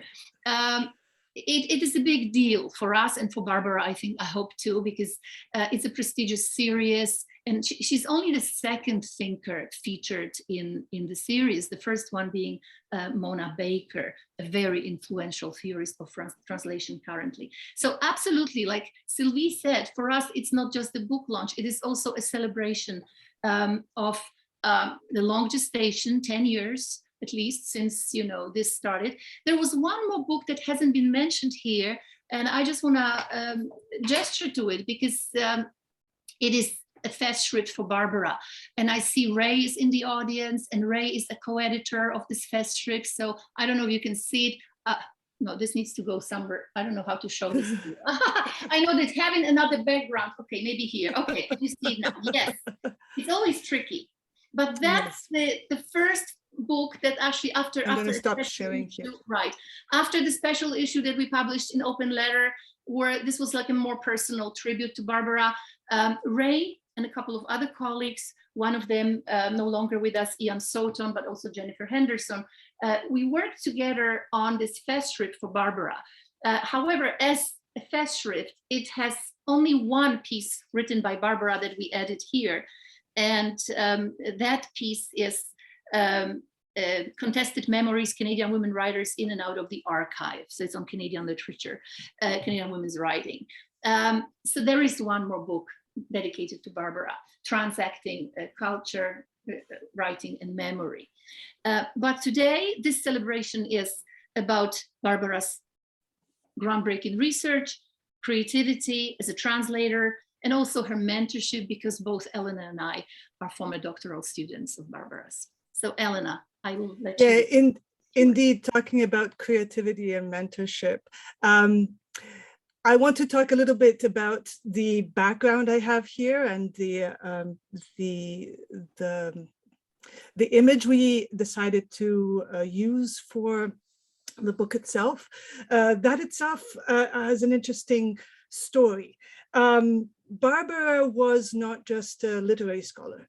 She was formidable also in kind of intersemiotic research and a lover of grassroots artistic practices, particularly in Toronto. Like she's actually very, very, very grounded in Toronto. And the background that you see here was an occasional piece put together by artist Anne O'Callaghan on the occasion of the 2008 symposium that was dedicated to Barbara. And I think it was Inspiring Collaborations. It was an amazing symposium back in 2008 that saw so many artists contribute. And Eva will talk about her own background in a moment.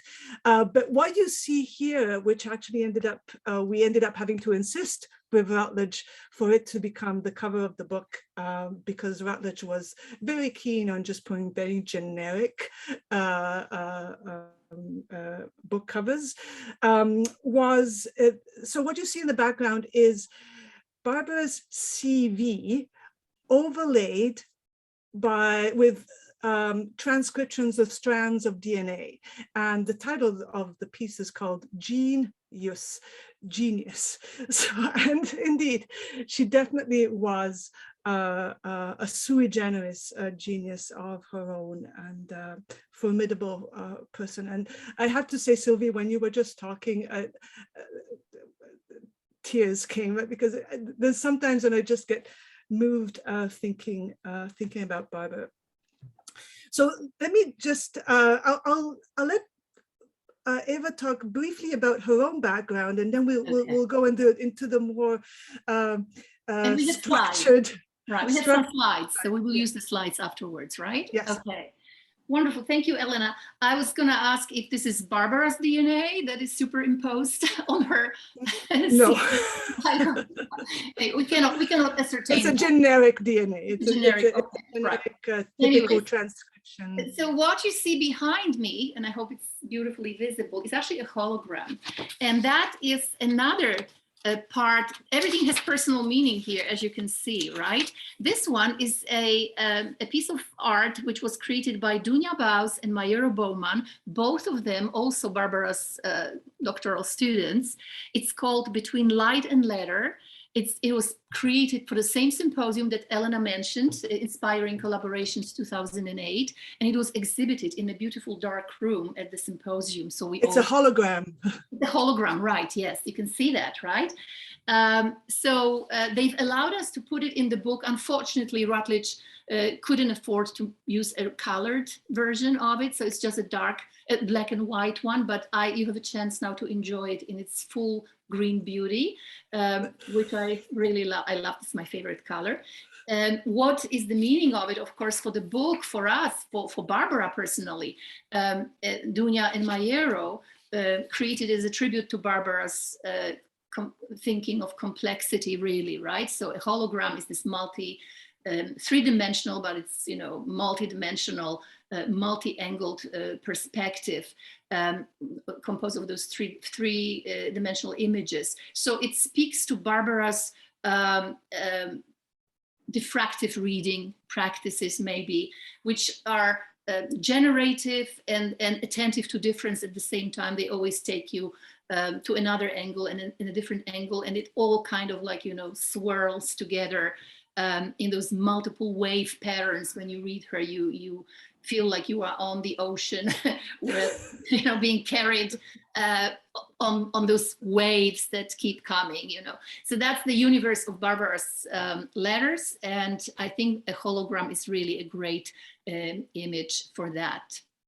So we're happy to have it in the book.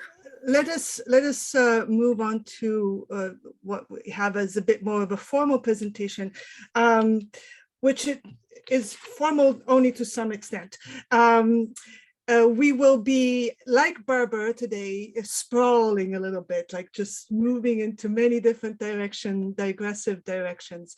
And I have to say, it has been a bit of the challenge of putting together this book, doing some of that imperative of containment that usually editors have to deal with, and an imperative also of making the book, I don't like to say making, we've made sure that it has a bit of a pedagogical component with small introductions that kind of cap every single section, so that in fact students can have a first overall, they can get a sense of the summary and then really engage with the complexities of Barbara's thinking. So let me just go into a little bit of the motivations behind this book. As Eva mentioned earlier, it is a book that took many years, many years or decades of gestation. And we both have a very personal relation with Barbara.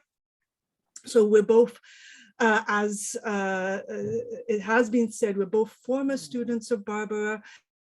And in many ways, our own feminism, our own scholarship, our own, I would say also personally, my own artistic practices have been influenced by what I call here Godard's signature's commitment to thinking through kind of the layered dynamism of the cultural field, and this sense of really engaging with phenomena as they emerge, and sort of having such a laser pointed ability to name phenomena, name phenomena that were emerging during her time, but with such an incredible sense of geopolitics, of history. There's something really encyclopedic about Barbara's approach. I personally, both Eva and I met 1996 in a course on feminism and French feminist theory, was it, Eva? Feminist theory it was, yes. Post-structuralist feminist theory, actually. So yeah. This is Eva's going to talk a little bit about her own trajectory of relation to Barbara, and then I will mention a little bit of mine. But we were, as Eva was reminding me earlier, the only two European students in the class. We had both just arrived. You had arrived a couple of years earlier, and I had arrived in 95. And I think our friendship and our own sort of commitment and loyalty to Barbara then started very much then. And so Eva, if you want to take it from there. Yeah, sure. No, that's exactly how we met and how Barbara has kind of joined us, and it was through feminist theory, of course, post-structuralism. She engaged with a lot of European, theorists, and it wasn't particularly popular since the course was offered through what was then called women's studies, right? Since then it's changed into gender feminist and women's studies, so graduate program in women's studies. She was the only professor in the program at the time who was engaging with, high feminist theory, so to say, post-structuralist, difficult feminist theory, reading Irigaray with us, reading Kristeva, reading Cixous, French theory, right? Which not all of it was even, or some of it had just become available at the time when we were reading it fresh off the press, almost, some of it. So Barbara structured the course in a very particular way. So there was one full text to be read per week. So, and I believe these were 14-week courses at the time. So we were reading like 14 books, and not everybody was happy about it. But Elena and I were probably the most enthusiastic students in that classroom, right? So eventually I asked Barbara to be on my dissertation committee, and I was very, very lucky to be joined by Marlene Kadar. I saw Marlene in the audience. I want to say hello. I don't see you, but I'm thinking of you. And I'm so delighted that you have joined us here.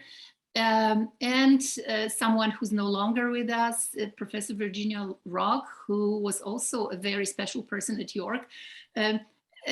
Actually, she was the first master of Stone College. Master, that was the word they were using then to describe women. And she was the first ever, I believe, woman who took that position. So when I say that, I realized that, oh my goodness, I already have this history, right? And you too, Elena, right, with York, and Barbara is such a huge part of that history.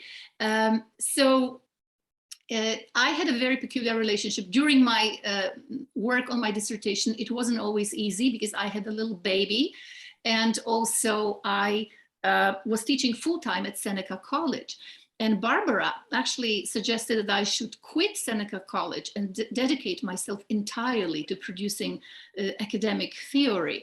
I couldn't do that because I also had another child who was then in grade school, and I was a new immigrant. So, you know, the financial aspect of our life here was quite precarious, and Seneca was a very stable employer. So I remember my embarrassment when Barbara once introduced me at some function to a colleague by saying, oh, this is my student, doctoral student, who quit Seneca College to be at York. And I was like, oh my goodness, this isn't true. I'm still teaching at Seneca. But that speaks also to, you know, Barbara's prioritizing.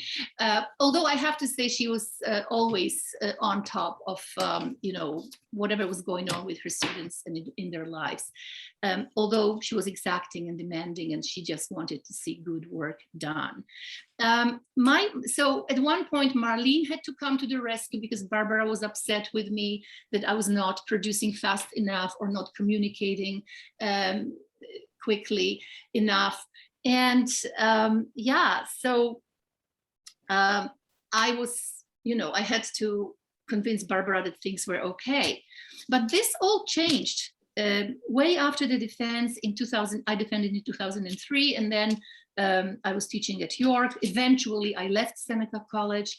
I was teaching on contract, eventually was converted at York. So it's a long, long story, but I was converted after Barbara's death. Before that happened, however, my relationship with Barbara took a completely different turn, and we became friends. And this was like a big change, you know, from a student who was sometimes wayward to someone who was her friend, supporting her in her cancer journey. Yeah, so this was also when Elena came up with the idea of organizing the symposium in 2008, where Barbara already knew she was sick. And we really wanted to, you know, acknowledge how amazing her work was. This is one thing that Elena briefly mentioned, that Barbara was a very special kind of scholar. For her, the excitement was in thinking, in producing knowledge, not so much in dissemination. I mean, her disseminations were legendary. She would go to a conference and, having been given a 20-minute spot, she could talk for 45 minutes and, you know, totally clog the event. But when I asked her about putting together her essays, multiple essays, she has written about 200 essays. And if you look at her CV, which we had to do, to find every single trace of her writing on translation. This is an ongoing, you rarely see such CVs in the humanities, maybe in, like, you know, medical, health sciences, whatever. But here you have those 200 articles published by this woman, and 30 full of them are either chapters or full-length chapters or essays in journals which are dedicated to translation studies or some aspects of translation. So there was a huge, huge material that we worked with, even if you isolate those 30 full-length pieces, right? There were also prefaces to books. There was also her translator's journal. There was a variety of media, variety of genres, rather, that she put out her thought on translation through. So this was our job, to sift through it, to decide how we wanted to do it, and we'll tell you a little bit more about it later. But overall, this project, I think about it because we dedicated so much life to it. I think about it as a meta-feminist project, and meta-feminist practices is something that's recently been beautifully written about by Barbara's colleague and our colleague as well, Marie Carrière, who is president of the Association of Quebec and Canadian and Quebec Literatures, ACQL, where there is a special prize dedicated to the best thesis. It's the Barbara Godard Prize, annual prize that is awarded every year at Congress. So Marie Carrière is talking about meta-feminist practices in the sense that, you know, dialogues continue beyond the time when, so it's sort of like, you know, metafeminism is this, if Godard's ideas exist in this meta textual web of referentiality, they not always picked because they never congealed into a monograph, into a book on the page. People remember her she's often quoted, but a meta-feminist project is the one that attends to feminism that lingers beyond its time. And this is what we've tried to do in this book, create this afterlife for Barbara's work. But it's also about a feminist ethics of care. So here, the other part of my academic life, being a life writing scholar, and now especially focusing on biography, kind of like comes into play. Part of a meta-feminist ethics or practice is also to take care of people, of their lives, of what is left from Barbara's work here in this book. So it's a project of care and a labor of love that I hope you will see if you read the book. Okay, I think Elena. Yes, and whatever said is all really quite both the entanglement of our personal lives with the kind of intellectual lives was very profound in Barbara, and the other things that came out from what Eva was just saying to me in terms of memories. There was a particular kind of activist commitment in Barbara's work at large, and that's something that I think I have learned from her through my own work and through my own, as I said, my own artistic collaborations and practices. Barbara would always be the first to appear on a picket line, the first to say yes to round tables that would be that would expose and critically analyze the conditions of possibility for certain things to become intelligible. And that's part of, for certain things to become intelligible, for the relations of powers that kind of make some things, some aspects of our hegemonic discourses more visible than others. Her commitment to a kind of to theory was a commitment that was deeply political, was not just for the sake of big words, but for the sake of really understanding what are the vectors of power, what are the vectors of major and minor intelligibility that are making certain things circulate faster than others. So she had a very strong commitment to and a defense to cultural practice, experimental cultural practice that didn't really quite fall in line with kind of representational imperatives of immediate digestibility, of immediate, and really both asked her students to attune themselves to that aspect, and asked it of herself. And this was always in dialogue, always in dialogue.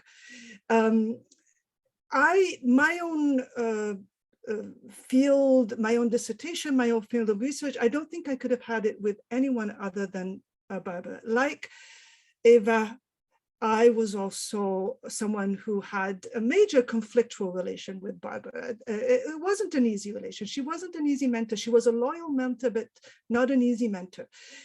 And I did my dissertation on her own collaborative feminist baby, which was the bilingual journal Tessera. And it was a very strange thing to actually work on Tessera while realizing just how much influence, however much collaborative that journal was, how much influence Barbara did have overall on the journal. And I ended up kind of, it was a strange experience because I was also, Barbara did not expect me to be the kind of the domesticated disciple who just kind of rehashed what Tessera was about. I was really kind of pushed to even engage critically with some of the limitations of the terrain that she herself had contributed to produce at the time. So that's my own story. And as Eva did mention, that the sudden, the diagnosis of cancer, then that sudden change, the coming to terms with mortality. And there's one beautiful, and Eva will talk about it, there's one beautiful bodies for examination unpublished text that we managed to recuperate and put in the monograph. There was that turning point of the mid-2000s, which I kind of unfortunately then did indirectly contribute to her death in 2010. But that moment, that 2008 moment, that change in the dynamic also between us, as Eva said, it also happened to me, the change in the dynamic of a relation to Barbara, sort of from this towering figure that almost unapproachable, to someone indeed that always wanted ongoing living relation and living conversations, and they were not exclusively limited to Canada. So one thing that, in terms of the actual archive and in terms of the actual legacy of Barbara, Barbara did have, as Eva said, the festschrift dedicated to her in 2008, and before she passed, there was the book edited by Smawa Kalburelli, an edited collection of the Canadian literature at the crossroad of languages and culture. But this book, this collection of essays, really amplifies Barbara Godard as a scholar in Canadian literature, whereas after 2008, we really, Eva and I were really keen on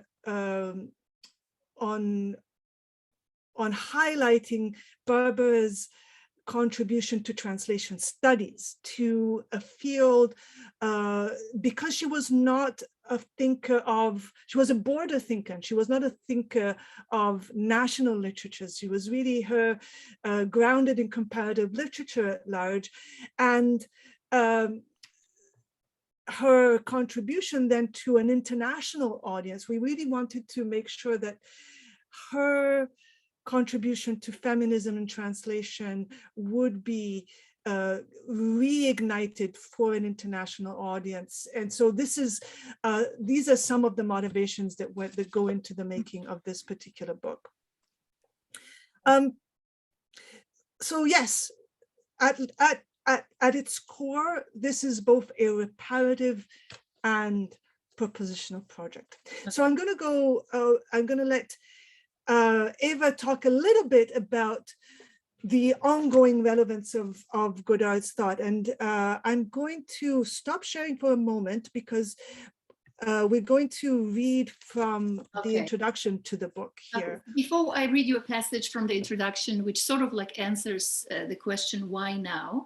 Why is Godard still relevant? I want to explain the meaning of that last line. It's both a reparative and propositional project, because this is sort of like a bridge between where this book comes from and where it is headed, right, towards some kind of future, yeah. But anyway, so reparative in a way that, to some extent, in the current academic culture, people who don't have monograms, who haven't produced books, easily, and even books, even monographs, are really easily forgotten. So we live in this kind of climate where newness is prized, and constant productivity is prized. She would have been great on productivity, however, not on publishing books. And what happens is that in even citational practices, sometimes are neglectful. So a lot of her contributions were sidelined. She wrote about feminist translation in particular between 1983, at least. She started publishing in 1983 on feminist translation and gender in translation. However, again, she never brought it to the stage of a publishable book. So she's mentioned in the margins now, and we hope that some of those texts will remind people writing about feminist translation that here are some important contributions in this area. But propositional, and here I'm going to move on to talking about the relevance of Barbara's work. We realized that we were asking ourselves while working on the book how to bring her into the 21st century. She was productive until 2010. The last piece that we have is from 2009. And this is the one that Elena mentioned, right? The one that she actually presented at the meeting of the Semiotic Society, Bodies for Examination or Not Diagnosed Yet, 2008. She had been working on it previously for a long time, but here, we found it in the archives, right? And we have kind of like reconstructed it. But there are so many openings in her essays, even in the ones that are from the 90s, from the 80s, towards recent swerves and directions and developments in translation studies theories in particular. So let me read you one paragraph. Elena will read another, but this one is from the introduction. We have been asked, why now? How has Godard transformed our relationship to translation studies? What are her lasting contributions? How has she helped to reorient a set of existing relations within this vast field of study through her pursuit of emergent discourses while solidly grounded in dialogue with late 20th century critical theory and philosophy? Godard's citational practice reveals her fluency in multiple idioms and her facility to cover an exceptional range of ideas.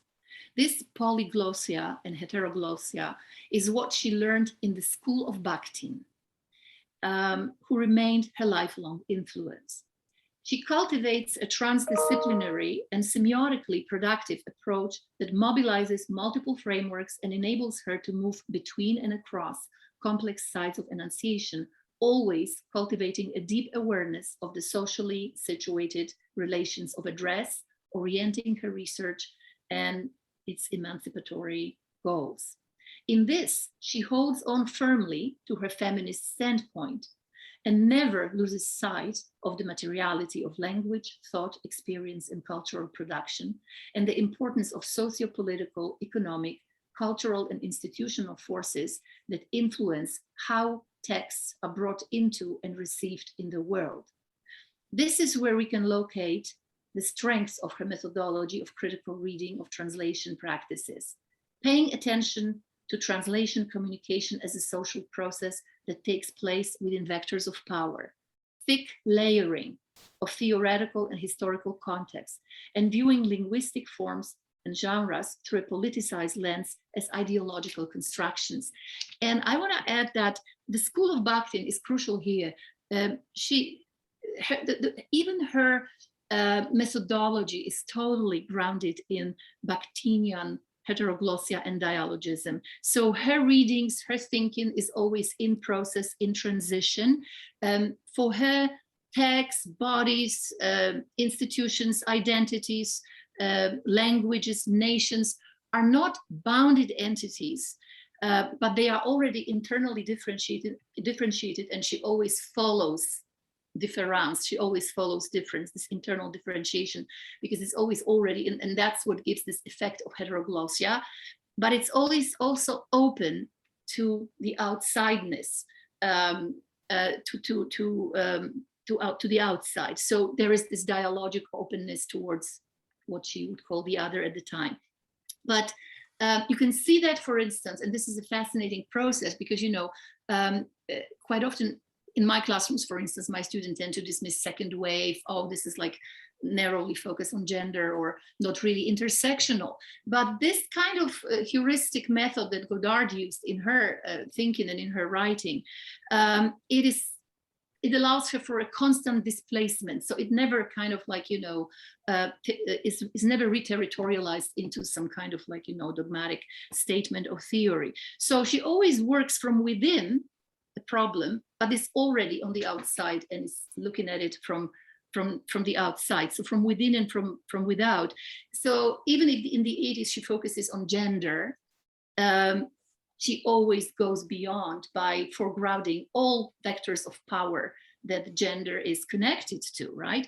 Even if she is still situated in her work as the chair, or whatever, professor of Canadian literature, she is situated within a national framework, and she writes a lot about Quebec literature and Canadian literature and the relationship. So it's a national literature framework that she apparently speaks from.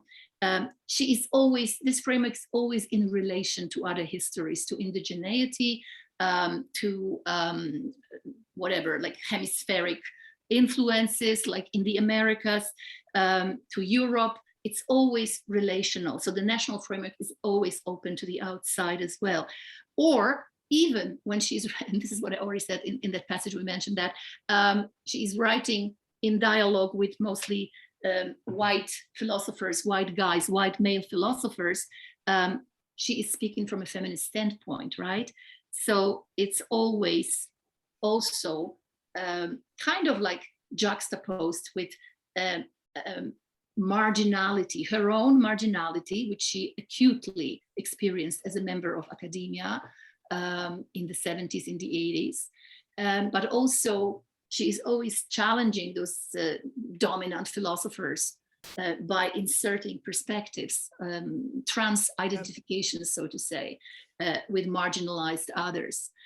So that is the beauty of her work. Okay, so I let Elena now read the other passage to you and maybe comment on. Yes, I'm just I'm sharing again the slide where I simply kind of added some few major ideas around sort of what exactly is the kind of impetus that ongoingly Barbara kept at that dialogic approach, that school of Bakhtin, and yes, Eva said it very, very nicely. Sort of this at one point, Eva in her own writing and the editorial process mentions the forked tongue. She kind of spoke with a bit of a forked tongue, insofar she was very aware that in order to gain some traction in the academy, you do need to kind of engage with, yes, the canonical literature. Barbara was, as any of us are, a product of our time and our own situatedness. So gaining sort of gaining legitimacy through engaging with the big wigs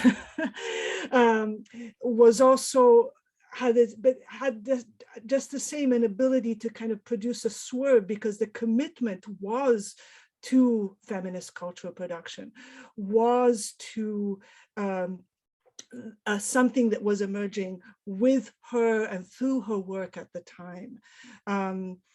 There's also this aspect that is incredible in Barbara, the kind of interanimation of being both a practicing translator and Her relation with Nicole Broussard's work is something that we discovered being sort of just as important as her commitment to scholarly practice and scholarly engagement with theory. But her Godard the scholar was always in dialogue with Godard the translator, and you will see the next slide how that happened too. And then this other thing that she had, like she was always attuned to kind of creative interferences, always open to those moments, very much open to proliferation and polysemic potential. And she calls translation as the historical adventure of the reading subject. Some of these kind of formulations, I think, are very much will stay with us for a while. I'm definitely a border thinker, as Eva would said. And I'm going to read another little bit from our introduction that actually speaks a little bit more in academic terms around sort of what she can contribute to some of contemporary currents and fields of study. We write, as we explore how her ideas on translation speak to the present moment, we notice some exciting possibilities to connect her to new epistemes. For example, her Deleuzian notion of translation as an assemblage of co-productive relations puts her in conversation with post-humanist philosophy. With her penchant for both exploring and proliferating different definitions and figures of translation, Godard produces a diffractive understanding of translation that puts her in conversation with the anti-ontological turn in post-humanism, leaning towards ethics of relationality and processes of becoming, emergence, change, and echoes of Karen Barrad's diffractive understandings and Braidotti are definitely here. Similarly, today's new materialisms offer a new language for Godard's fascination with semiotic productivity and entanglements of translation, allowing to reconceive it in terms of an ecology of human and more than human relations. Furthermore, Godard's ever careful mapping of the geopolitical terrains of intra and international vectors of translative exchange draw attention to the inherent spatialities of translation. And we've been talking a lot of the spatial turn in translation studies. Most recently, she calls them the landscapes in relational logics in chapter 6. And this contributes in ways that were anticipatory, in fact, to contemporary conversations in the expanding area of translation studies that explores relations between language and place. And Cronin and definitely Sherry Simon, who contributed a small foreword to the book, are the contemporary names in such a field. And even in her early thinking about feminist translation, we can detect resonances with queer theorizing when she insists on translation taking a productive path to failure. So you have also those echoes playing out. Thus, the necessity of failure within a system that enforces assimilation into equivalence or domestication of difference. Such queering energy is also tangible in Godard's enjoyment of infidelity and promiscuity in translation. So these are things to keep in mind. Eva, yes, you wanted to say something. So much. All right. So this gives you a sense of, the scope and the future possibilities for engaging with those texts. I know that we are doing actually like we're pulling off the Barbara Godard kind of mode of presentation here. It's already 12:10. I would like to leave some space for people to talk to us. So maybe just very, very briefly, we'll show you how the book is organized, right? And then share with you our favorite quotations, and that we will wrap up, which should give us maybe like half an hour for some conversation. What do you think, Elena? Absolutely, yes. Okay, so we encourage you to, of course, look up the book. I believe that Scott already has an online version of this book. Yes. Not a hard copy though, but it is an online file that you can access if you want to explore more. But basically, we grouped those 16 essays. It's a very neatly organized book, 16 essays, 4 parts, 4 essays in each part. And it's not going chronologically because it's more organized according to problematics. But within each part, we go from the earliest to the latest contributions. So in this part 1, Theories and Praxis of Feminist Translation Studies, it was important for us to recuperate her place in the field of feminist translation studies. So there are 2 early essays from 83 and 84, where she begins to formulate her ideas about the importance of the gender of the translator and gender in translation, right? And that culminates in her 3rd essay in this section, which is from 1989, and it was Theorizing Feminist Discourse / Translation, which is probably her most influential essay. I think it's got a few hundred quotations. If you Google it, you'll see how many people have quoted from Theorizing Feminist Discourse Translation. And it ends with the 1991 essay, a very beautifully written essay on Irigaray and on translations of Irigaray and Cixous. It's called Translating, in brackets, with the Speculum, 1991, reading with. So this is the place where Barbara really had a lot to say, namely French feminist structuralist theory, and Irigaray and Cixous, and a lot of misunderstandings around the reception of their thought in Anglophone, especially North American context, where this essay partly contributes to our understanding of why those misunderstandings happens. It puts forth this argument that perhaps part of the problem is that they've been received in translation and not necessarily the best translation, right? Always. Elena, you want to talk a little bit about part 2? Yes, at an oblique angle, figures and vectors of translation across continents, and apologies for that typo that we missed. This particular section is more focused on, indeed, what I was talking about earlier, this spatiality, like her commitment to really looking at vectors of power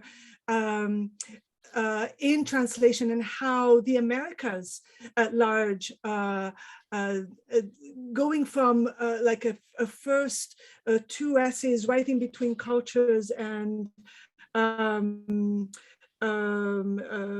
relational logic. Yeah, the relational logics and other transactions in America, where she has a more focused attention to Quebec and to the relation between Quebec and Anglophone Canada. And in the relational logic, she actually looks at Marie de l'Incarnation, the history of imperial colonial forms of translations with settler colonialism, and Marie de l'Incarnation being kind of one of the vertical ideas of translation as conversion, so assimilation of indigeneity within colonial universalizing frameworks of understanding. Daniel Moses play. Oh my goodness, I'm having a moment of which one? The Daniel Moses's play.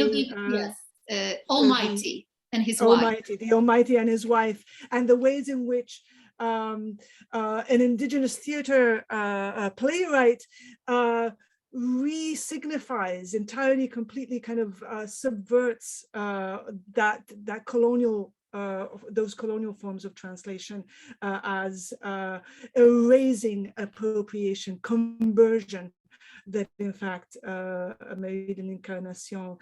And then you have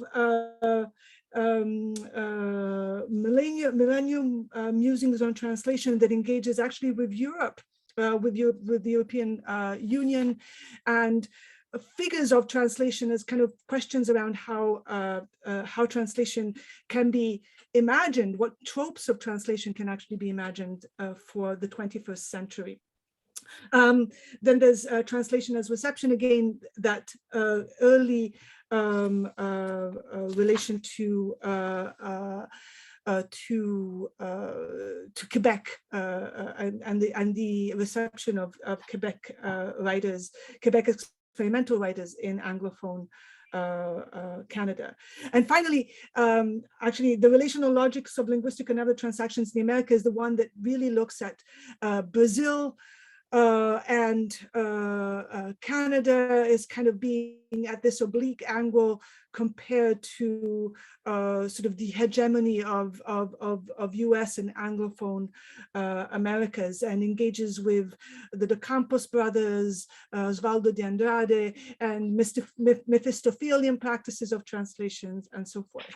I'll leave it to Eva to talk about semiotics and ethics of translation. Very quickly, because I want to encourage you to go there. There are 4 essays, some of them really heavy essays. We had to, and this is another thing we need to admit here. We did edit Barbara's writing a little bit to shorten it. And also, interestingly, to avoid repetition, she had this, it's not really self-quotational praxis necessarily, but there were entire paragraphs that traveled between different texts where she's once found the right formulation for a particular argument, it would travel sometimes from one text to another, maybe slightly paraphrased. So we edited those parts. So here in Semiotics and Ethics of Translation, there are 4 essays. One is a very interesting essay on performance and theater, translation and theater, which I believe, I mean, it still has a lot to deliver to contemporary readers. She shows here her fascination with the theory of translation as semiosis and examines how this semiosis operates beyond the verbal, that is in performance, in theatrical performance. So it's consistent. The theater performance is actually consistent and a fascinating ground for the exploration of her thinking of translation and its entangled and heterogeneous relationalities, right? So she can talk about multiple semiotic shifts there, and that's a very strong and very theoretical essay. The other one is on, this is the essay on Antoine Berman, who this essay had to be translated from French. So 2 of our essays were translated from French, and they are here available for the first time in the English version. It's actually a very interesting deconstruction of Berman's theory of ethics of the ethics of translation, where Godard sort of like admits his contribution to the ethics of relationality. However, she shows how in the end he still depoliticizes translation, and she aligns herself with those theorists who, like Venuti, for instance, who view ethics as inseparable from politics, right? And the 3rd essay here is Deleuze in translation, and this is one of my favorites, this one and the body. So in this section, I have 2 of my favorite essays from this book. Deleuze in translation is an essay from 2000, and she does so many things there, but mostly she develops her associative theory of translation. And it's the first essay, to my knowledge, where she recuperates Deleuzian thought for translation studies. Deleuze and Guattari did not write much about translation, but she reads them in a way that opens up new possibilities for translation studies and for the theory of translation as metonymic accretion, right? And the final essay is an amazing use of semiotics, where she ventures into the field of biosemiotics and looks at how technologies of screening and surveillance construct the body as already disordered or ill, which is a completely different process from how the patient experiences their body. So this is sort of like a performative essay in many ways as well, but among other things, what it does, it performs resistance and rebellion against the impositions, right, and reductive interpretations of the body that is seen as the body, diagnosed body, right? So that's this very, very rich section as well. In the last section, Elena, to you. Oh my gosh, did I freeze? We're Okay, we've got a little problem with the sharing function. It's Elena, coming back on. Elena, are you there? Okay, are you there? Sorry. Just quickly take us through the last part. No, Eva, we're okay. You're okay. Yeah, everybody's okay. Elena's got a little problem with the sharing part. I think you are having problems with freezing. Yeah, Elena's computer froze. Okay, let me just quickly. Are you there? Can you see me? Yes, we can see you and we can hear you. So just don't worry about sharing.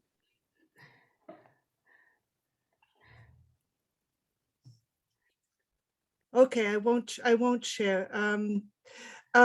Just I have to say very quickly what happened. I'm connected to a bit of a last night I forgot my charger in, so I suspect there's something happening with my computer. I wanted to say very quickly the last part of the collection is dedicated to Barbara's practice as a translator and the translator as herself a subject. So there's there are all her prefaces to Nicole Boussard's texts, particularly to Lovers and to Intimate Journal. And the Translator's Journal, which is actually one of my favorite texts.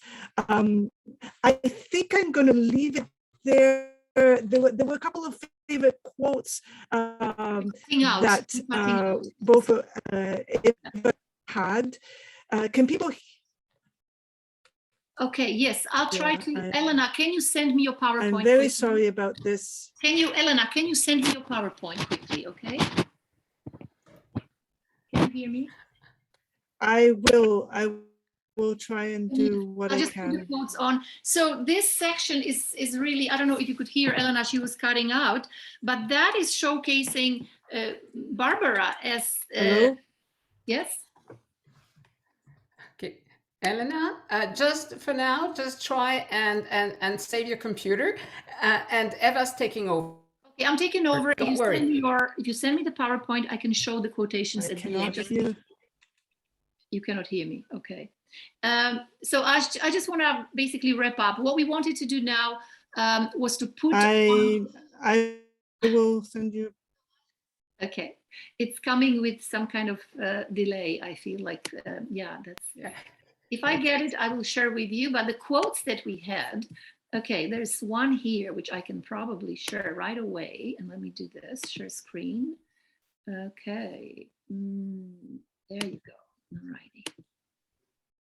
Okay, so I do have this slide here with the quotes.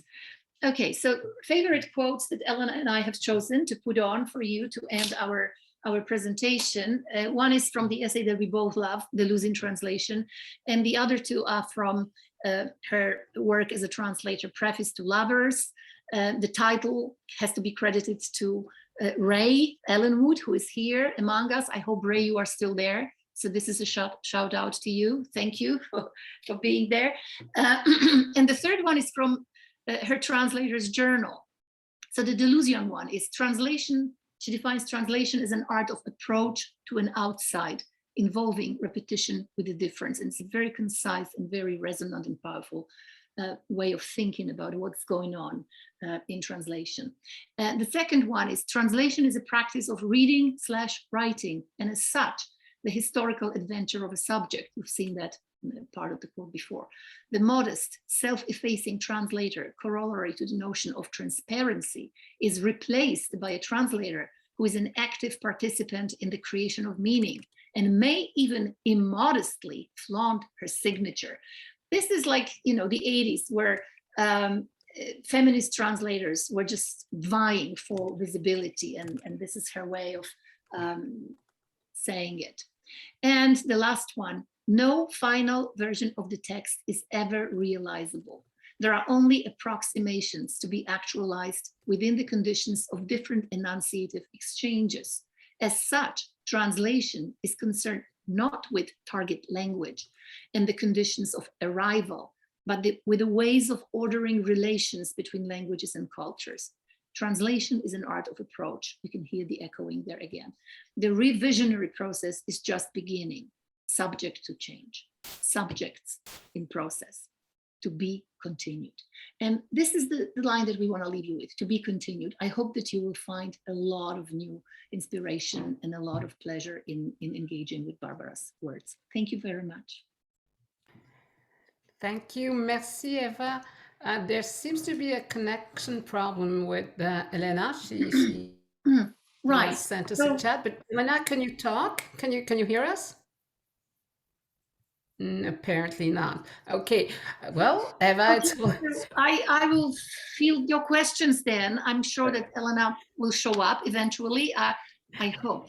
But it doesn't. Oh, here she is. I was just about to say it doesn't take anything away from the book and Barbara Godard's contribution or work in general. I just wanted to share very quickly with you some comments from people who had to leave because they had another engagement. So Maria Constanza was referring to I'm reading I Love a Translator's Journal, always read it with my math students in our literary translation class, and congratulations. You had congratulations from Sehnaz, we had from Jacqueline, we and Roxana, and so everybody's really thrilled about the book. So now that we have a little bit of time, any questions to Eva and Elena, who will do her best to try and answer your questions. I'm opening the floor. And everybody's going, should I go first? Is raised. I have a question that doesn't necessarily relate to the book, but just relates to what you have said about Barbara's broad range of interests. Toward the end of her life, I remember her talking to me passionately about the whole question of surveillance. And she had, as I remember it, artists friends who were investigating the whole, public cameras and so on, and trying to subvert them, to find ways of both critiquing and subverting surveillance culture. Did you find anything in your research that had to do with this? I think it was maybe a very secondary interest to her, but when she spoke about it to me, it was very passionate. Yeah, we haven't found anything specifically on that. It could have been something she was fascinated with ever since she started working on medical surveillance, right? I mean, this is like maybe this is what kind of reminded you of that. But I feel like there's a lot of articulation of those frameworks of surveillance framework in that particular piece, Okay, I don't know that piece, so obviously. So this is a piece, Ray, and it's great to see you, by the way. This is the piece that has only been heard by a very small group of people in the semiotics circle at the U of T that Elena and I also attended. A handful of people, yeah. Yeah, and we were very lucky that we located a manuscript, earlier manuscripts of it also in the archive. So she expanded a little bit through her notes. It was handwritten. It was a real, archival recovery project, So there was no bibliography for it. We had to reconstruct a bibliography. But obviously, she was sort of like constructing some sense of how bodies are positioned through surveillance practices in the context of medical diagnostic practices. So I don't know, I haven't found anything else like a larger kind of framework that she would be. Okay. Yeah. Thanks. And by the way, good on yous, kids. Good on yous. Thank Looks you like a wonderful so book. much. Yes. Simona's got a question for you. Can you hear me? I hope you can. First of all, congratulations.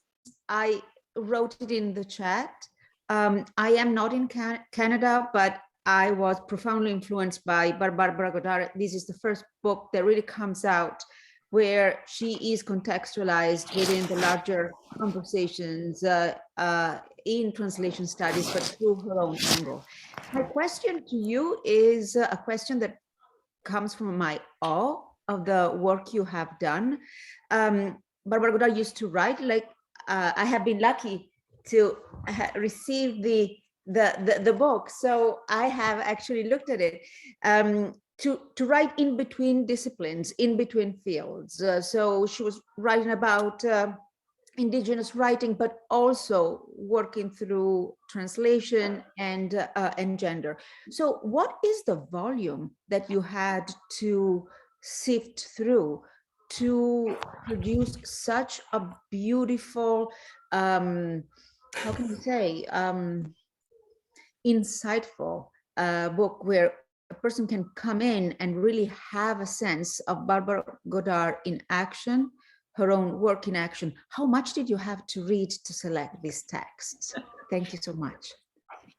Elena, you want to say how much you had to read for this? Oh, I think Elena is frozen again. I think it's a cumulative thing, you know. First of all, oh, there she is. Can you hear me? You're cutting out. You're cutting out. Maybe yeah, I don't know how much I can say. You stop video and just use it's yeah, take your camera off, just the sound. Yeah. Okay, that's better. Try. Can you hear me now better? Yes. Much better. Can you hear me now? Yes. Yes. Am I still? She cannot hear us. Oh, okay, that's perfect. Yes. No, I can hear you. I can hear you. I can hear you. Maybe not. You're still cutting out. I'm being actually quite familiar with. Yeah. No, okay, Elena, you're still cutting out, so Eva's going to take over. Okay, so I'm going to speak for both of us, Elena, because you cutting out all the time. So I don't know. This is such a glitch. I'm so sorry about that. I would love to, hear Elena's answer to your question, Simona. And thank you so much for being here, Simona. Well, it's been, like I said, a very long relationship. We both have been reading with Barbara, alongside Barbara, since 1996. So, it's not that we suddenly plunged into this, archive of Barbara's writing, but those texts have been accompanying our own journey through graduate studies, and then our dissertation writing. And so that was really, I feel like it, in some sense, to answer your question, we were very comfortably positioned vis-a-vis Barbara's thought, because she pushed us to expand beyond whatever we were working on, right? I mean, there was always this openness towards other frameworks. And like Elena mentioned in one of the slides that we shared also, she was so attuned to emergent thought, really. She was always a little bit ahead of what was coming up on the horizon of the new next best thing in translation studies or feminist studies. So she had this incredible intuitive grasp of how theories were unfolding and where they would be going next time and so on. So we kind of were very privileged to be with her on that journey for many years. And of course, we were reading widely when we've already selected, the books. There was the question of writing a proper introduction. So like Barbara, and we recall it in some parts of the book, for her, the ethics of research is the ethics of translation as well. So when you do translation, you have to do a lot of research. So for us, editorial work was also partly, linked to that ethics of, immersing ourselves in the text that Barbara was commenting on, so we could, I looked up again at Bakhtin, I looked at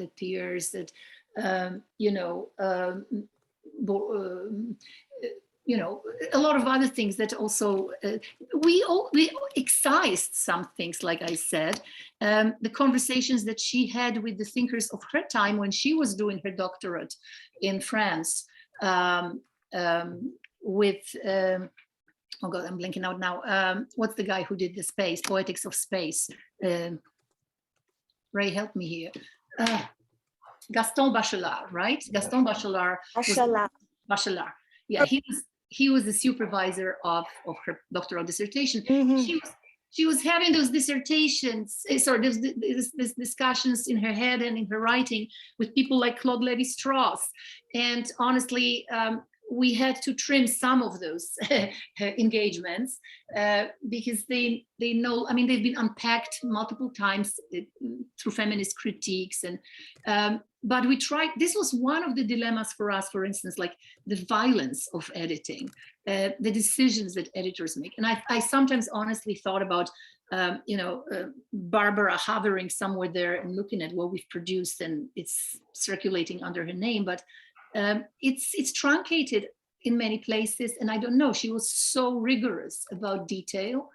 And like we put it in the intro as well, she never or hardly ever self-edited in her theoretical text. She profusely self-edited in translating, when she was translating the work of others. But in her own theoretical things, she would put everything that she thought was a relevant detail. So she was very digressive, obsessively retaining all pieces of knowledge that have brought her into the place where she could unpack her argument.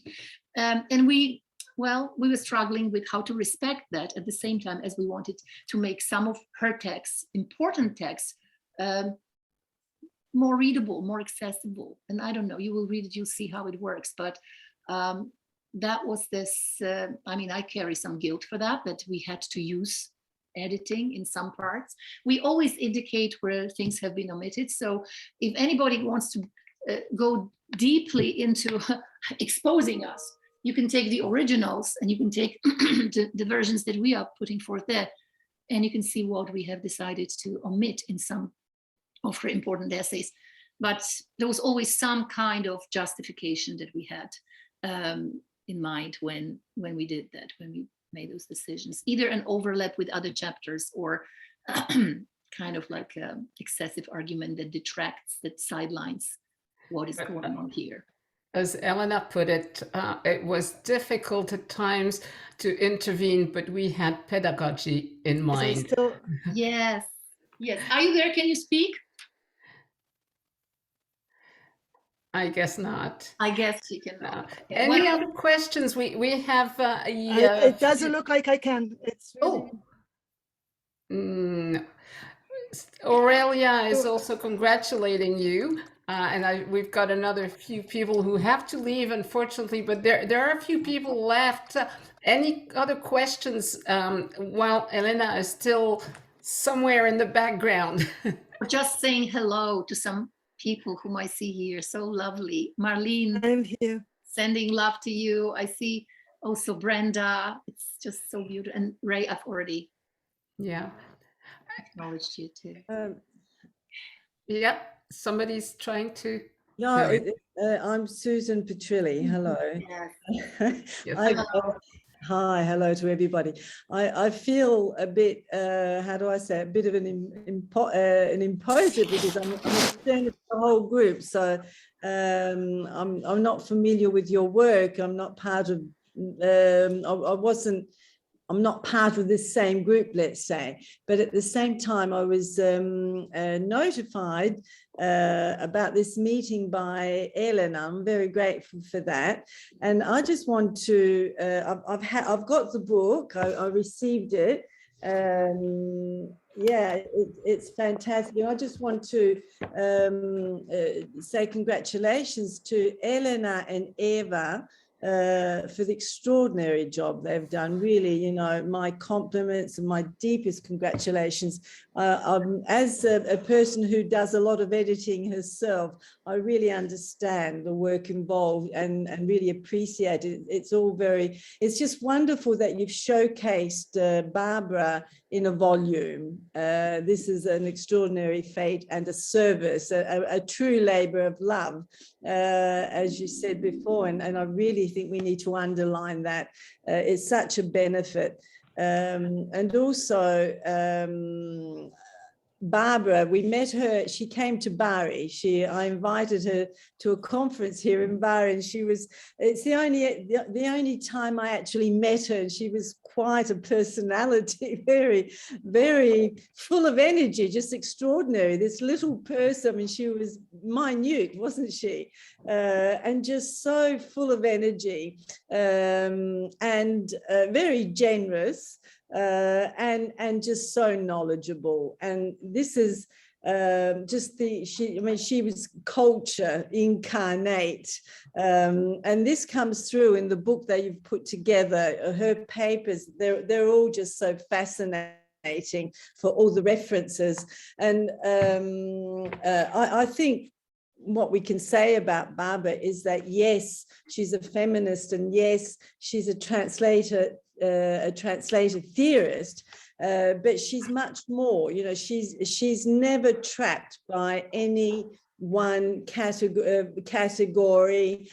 She's not trapped by identity anyway whatsoever. She's a theorizer, a wonderful theorizer in the field of feminist theory and translation, and many other fields. She's not, yes, you know, she knows of, she tastes of, if you like, Canadian literature, feminist theory, translation theory, but she's not, you cannot relegate her to any of these fields.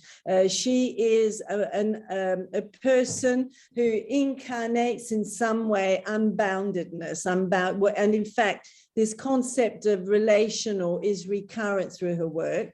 And this all reflects in her work in translation. I think it's unbounded. It's not limited to interlingual translation. It's not limited to anything. In fact, I would say it coincides with the whole concept of meaning.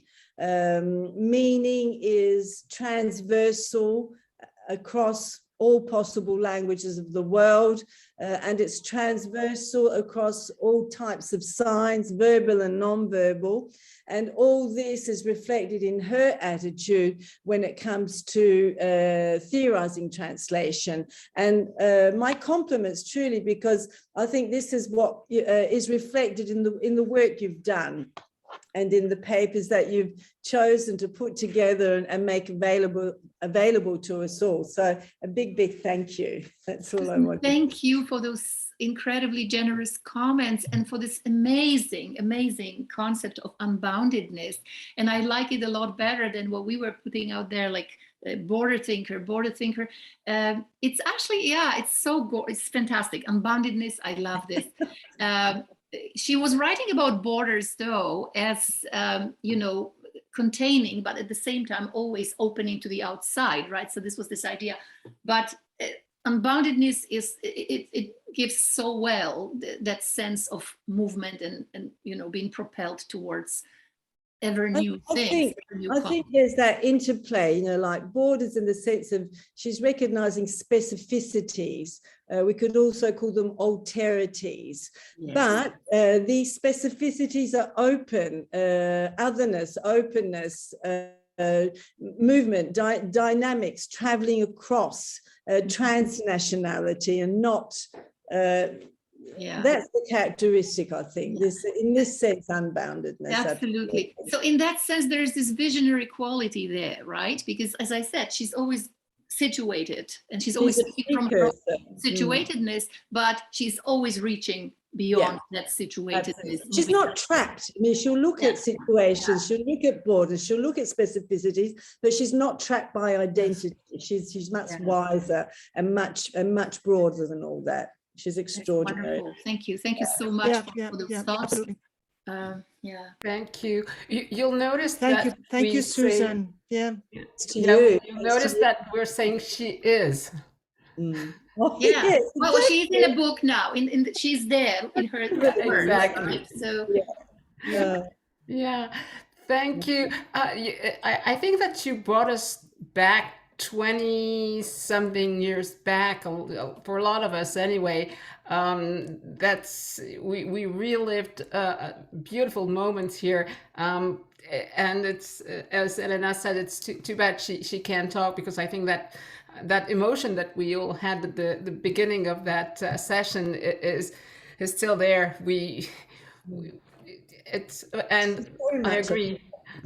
I agree with everything that's been said. My only regret here is that Alain Baudot is not around, because he would have had so much to say about Barbara Godard. I know. Actually, I wonder if his papers have been deposited into any archive, or he was in the possession of one manuscript that Barbara was working on right before her death. And that was the edited collection she wanted to be constitutive of something she used to refer to as Canadian School of Translation Studies, right? Going back to the Gerstein seminar that she had co-organized with Agnes Whitfield at Glendon several years ago. I don't know if that is recoverable, that manuscript at all, but I know she was in a copy edited, like he was supposed to publish it in his Edition de Greffe, right? Yeah. But it never happened. I don't know, and Alain passed away in the middle of the pandemic, and so I'm not sure. But I'll try and find out. Maybe we can organize like a special search committee for for this lost manuscript. There's another project. You're not the only one to ask about manuscripts that were in Alain's computer. Oh my gosh, so, really? Yeah, so I will definitely try to find out more about. So we need to talk beyond this conversation here. Sure. Maybe there is some work to be done around that. Yeah. But anyway, thank you and congratulations to the two of you. Just at one point, there were close to 30 of us.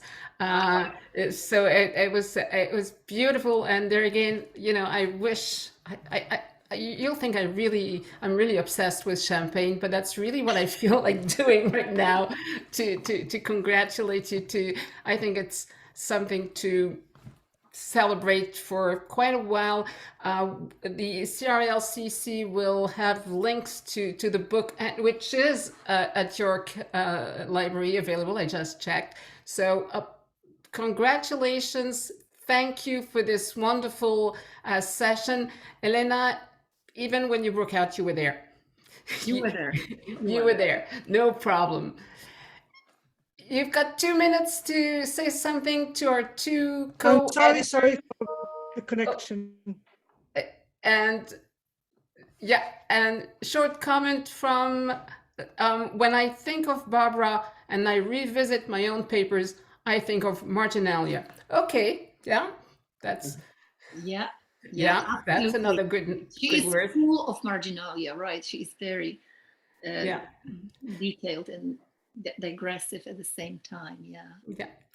Anyway, we have to go, unfortunately. Bravo. Thank you for coming. Congratulations. And another book to be put on the CRLCC's bookshelf. Thank you again, Sylvie, for having us. Thank you very much. Thank you to everyone, and have a wonderful weekend for the ones who can start enjoying the weekend right now. And all the best, and we'll see you soon for another book launch by Marie-Christine Pioffet. It should be in a few months. Wonderful. Thank you. Bye-bye. There we go. Au revoir. Merci. Thank you very much, everyone. Thank you. Bye-bye. Thanks for coming.